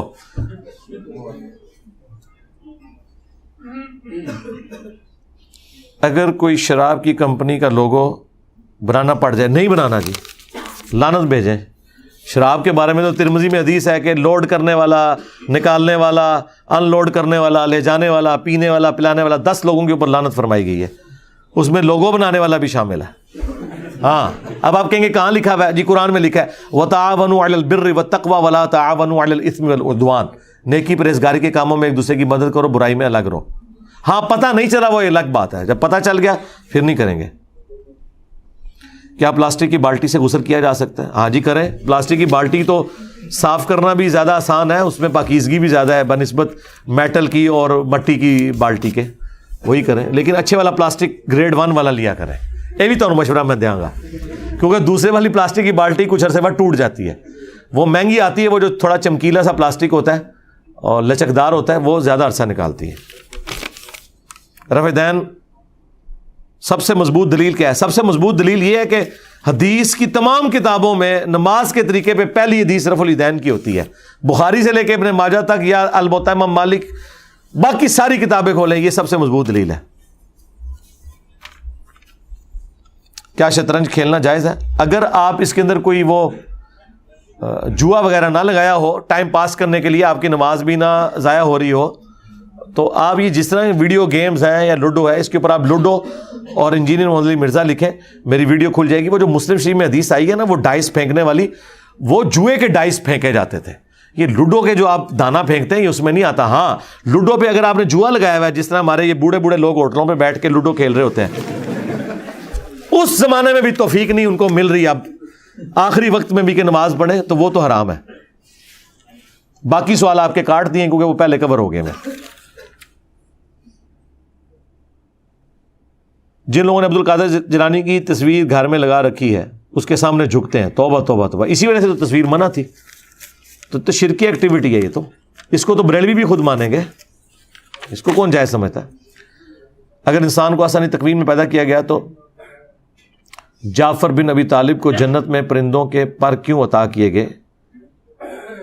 کیا جعفر منی گاڈ ہونے کے ناطے اللہ سے ہاتھ نہیں مانگیں گے؟ وہ تو اللہ تعالیٰ نے ان کو پروٹوکول دیا نا. انسان کو تو اڑنے کی خواہش ہے نا. وہ اللہ جب انسان کو بھی جب پر لگ جائیں گے تو پرندے ہی نظر آئے گا نا دیکھنے میں. مجھے تو نہیں اس اعتراض کی سمجھ آئی.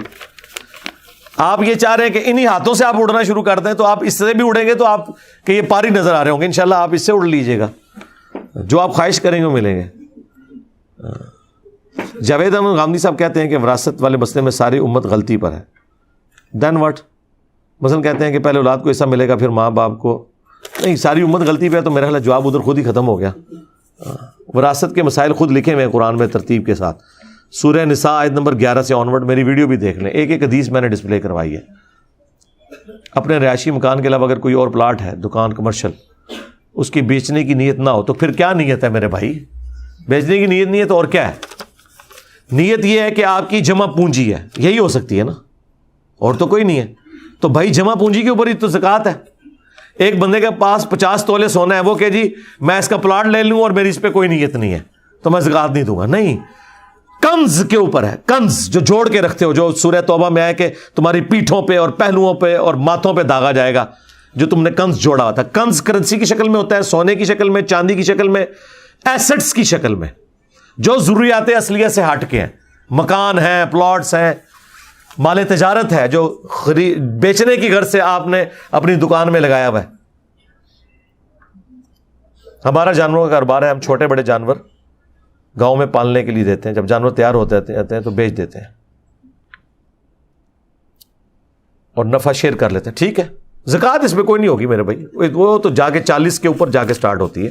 وہ میرا زکوٰۃ والا آپ چیپٹر دیکھ لیں. تھوڑے بہت جانوروں کے اوپر تو کوئی زکوٰۃ نہیں ہے. 5 سے کم اونٹوں پہ بھی زکوٰۃ نہیں ہے. نصاب میں آپ داخل ہی نہیں ہوئے. میں اپنی زکوٰۃ محرم میں ادا کرتا ہوں، تاہم والد کی وراثت رمضان میں منتقل ہوئی، اب میں ساری زکوٰۃ رمضان میں نکال سکتا ہوں؟ ٹھیک ہے، پھر وہ محرم سے رمضان تک جو پھر وہ ایکسٹرا جو بنے گی نا، جو پرانے والے مال کی ہے، وہ اس کو کر کے اپنے آپ کو پھر آپ شفٹ کر دیں رمضان کے اوپر. رمضان ظاہر بعد میں آتا ہے نا، تو اب اگلے محرم پہ آپ زکوٰۃ نہ دیں. اگر آپ اگلے رمضان میں دینا چاہتے ہیں تو پھر محرم سے رمضان تک جو ہے نا، وہ بھی 1.5 سال آپ کا ایڈ ہو گیا نا، تو وہ 1.5 سال بن گیا. وہ 6 مہینے کی زکوٰۃ آپ الگ سے اترے والے مال پہ نکالیں اور پھر اپنے آپ کو رمضان میں شفٹ کر لیں. اچھی بات ہے، آپ ایڈوانس بھی زکوٰۃ نکال سکتے ہیں، کوئی مسئلہ نہیں. پل صراط اور میزان سے گزرنے والے کیا میزان میں حساب و کتاب لیا جائے گا؟ پل صراط سے کامیاب ہو گیا، میزان پہ ناپ تول میں رہ گیا. اور اس طرح نہیں ہوگا، یہ تہاڈا حساب رکھنے دا، اے اللہ دے کام نے، اللہ دے بندے ہو. بس یہ دعا کرو کہ اللہ تعالیٰ پل صراط پہ بھی استقامت دے، نبی الاسلام کی شفاعت ملے، اور میزان عمل پہ بھی. ہاں جی.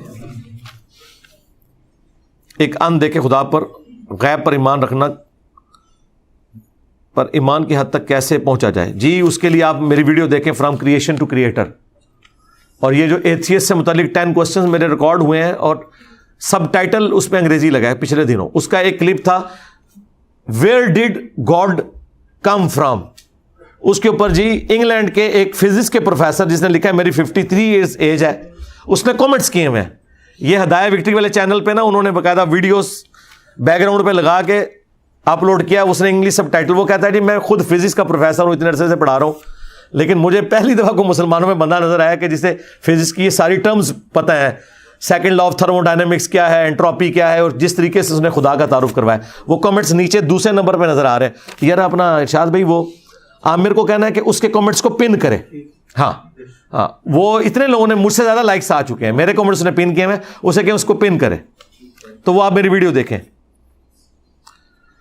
ہماری مسجد کے مولوی صاحب نے بتایا کہ اعلیٰ حضرت کا ترجمہ پڑھنے کے لیے 16 علوم کی ضرورت ہے.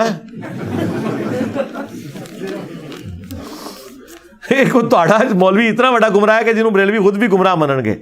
اعلیٰ حضرت کا ترجمہ پڑھنے کے لیے 16 علوم کے نہیں، اعلیٰ حضرت کو 16 علوم کی ضرورت پڑی ہوگی، انہوں نے اردو میں ترجمہ کر دیا. جھوٹ بول رہا ہے جی، ہو ایمی خام خواہ آپ کو اس نے گولی کروائی ہے، تو اس بھی گولی لے کے ٹور پہن دو. باپا جانی جو ہے نا، انہوں نے اپنے ہر مرید کو وصیت کی ہوئی ہے کہ آپ نے اعلیٰ حضرت کا ترجمہ ڈائریکٹ پڑھنا ہے جی ویڈیو میں. تو باپا جانی تو نہیں کہا 16 علوم چاہیے. ابھی تو میری ایک ویڈیو ریکارڈ ہوئی ہے، ٹائم نہیں مل رہا ہمیں ریفرنس لگانے کا. اعلیٰ حضرت کے ترجمے کا بھی میں نے پوسٹ مارٹم کیا ہے. ان کو جو زوم تھا نا، تو میں نے اس کے پلس پوائنٹ بھی بتائے ہیں، نیگیٹو بھی بتائے ہیں، لیکن اس کے باوجود ہم کہتے ہیں ساروں کے ترجمے پڑھیں، کوئی مسئلہ نہیں. ایک بھائی، ایک بہن کا انڈیا سے سوال ہے. 5 بھائیوں کی ایک بہن ہے، اس کے سارے بھائیوں انڈین آرمی میں ہیں. ماں بھی، تو کیا وہ ریپ سے بچنے کے لیے خودکشی کر سکتی ہے؟ جی خودکشی تو نہیں کر سکتی، کسی مسلمان تنظیم سے رابطہ کرے. خودکشی نہیں آپ کر سکتے. یہ جو آپ کو فخریہ بتائے جاتے ہیں نا، پارٹیشن کے وقت عورتوں نے خودکشیاں کر لیں، یہ کوئی نیکی کا کام نہیں کیا ہوا. اسلام میں کوئی شخص ایک گناہ سے بچنے کے لیے اس سے بڑے والا گناہ نہیں کر سکتا، یہ بالکل حرام ہے. جان سے بڑی کوئی چیز نہیں ہے. یہ جذبات میں کہا جاتا ہے عزت بڑی چیز ہے، سب سے قیمتی چیز جان ہے. ہاں، اس کے بعد باقی چیزیں آتی ہیں.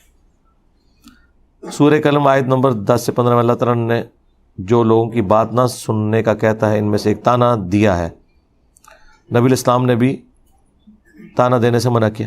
دیکھیں اللہ تبارک و تعالیٰ نے یہ ایک اسپیسیفکلی ایک بہت بڑے لیول کا، یعنی یہ جو بڑے لیول کے جو خبیث تھے نا رسول اللہ کے مخالفین، ابو جہل، عبداللہ ابن ابی، ان میں سے ایک ولید ابن مغیرہ بھی تھا. اس پہ اللہ کو غصہ ہی بہت ہے قرآن میں، سورہ قلم میں بھی ہے، آگے چل کے بھی، کیونکہ اس کو بات سمجھ آ گئی تھی. یہ مولوی تھا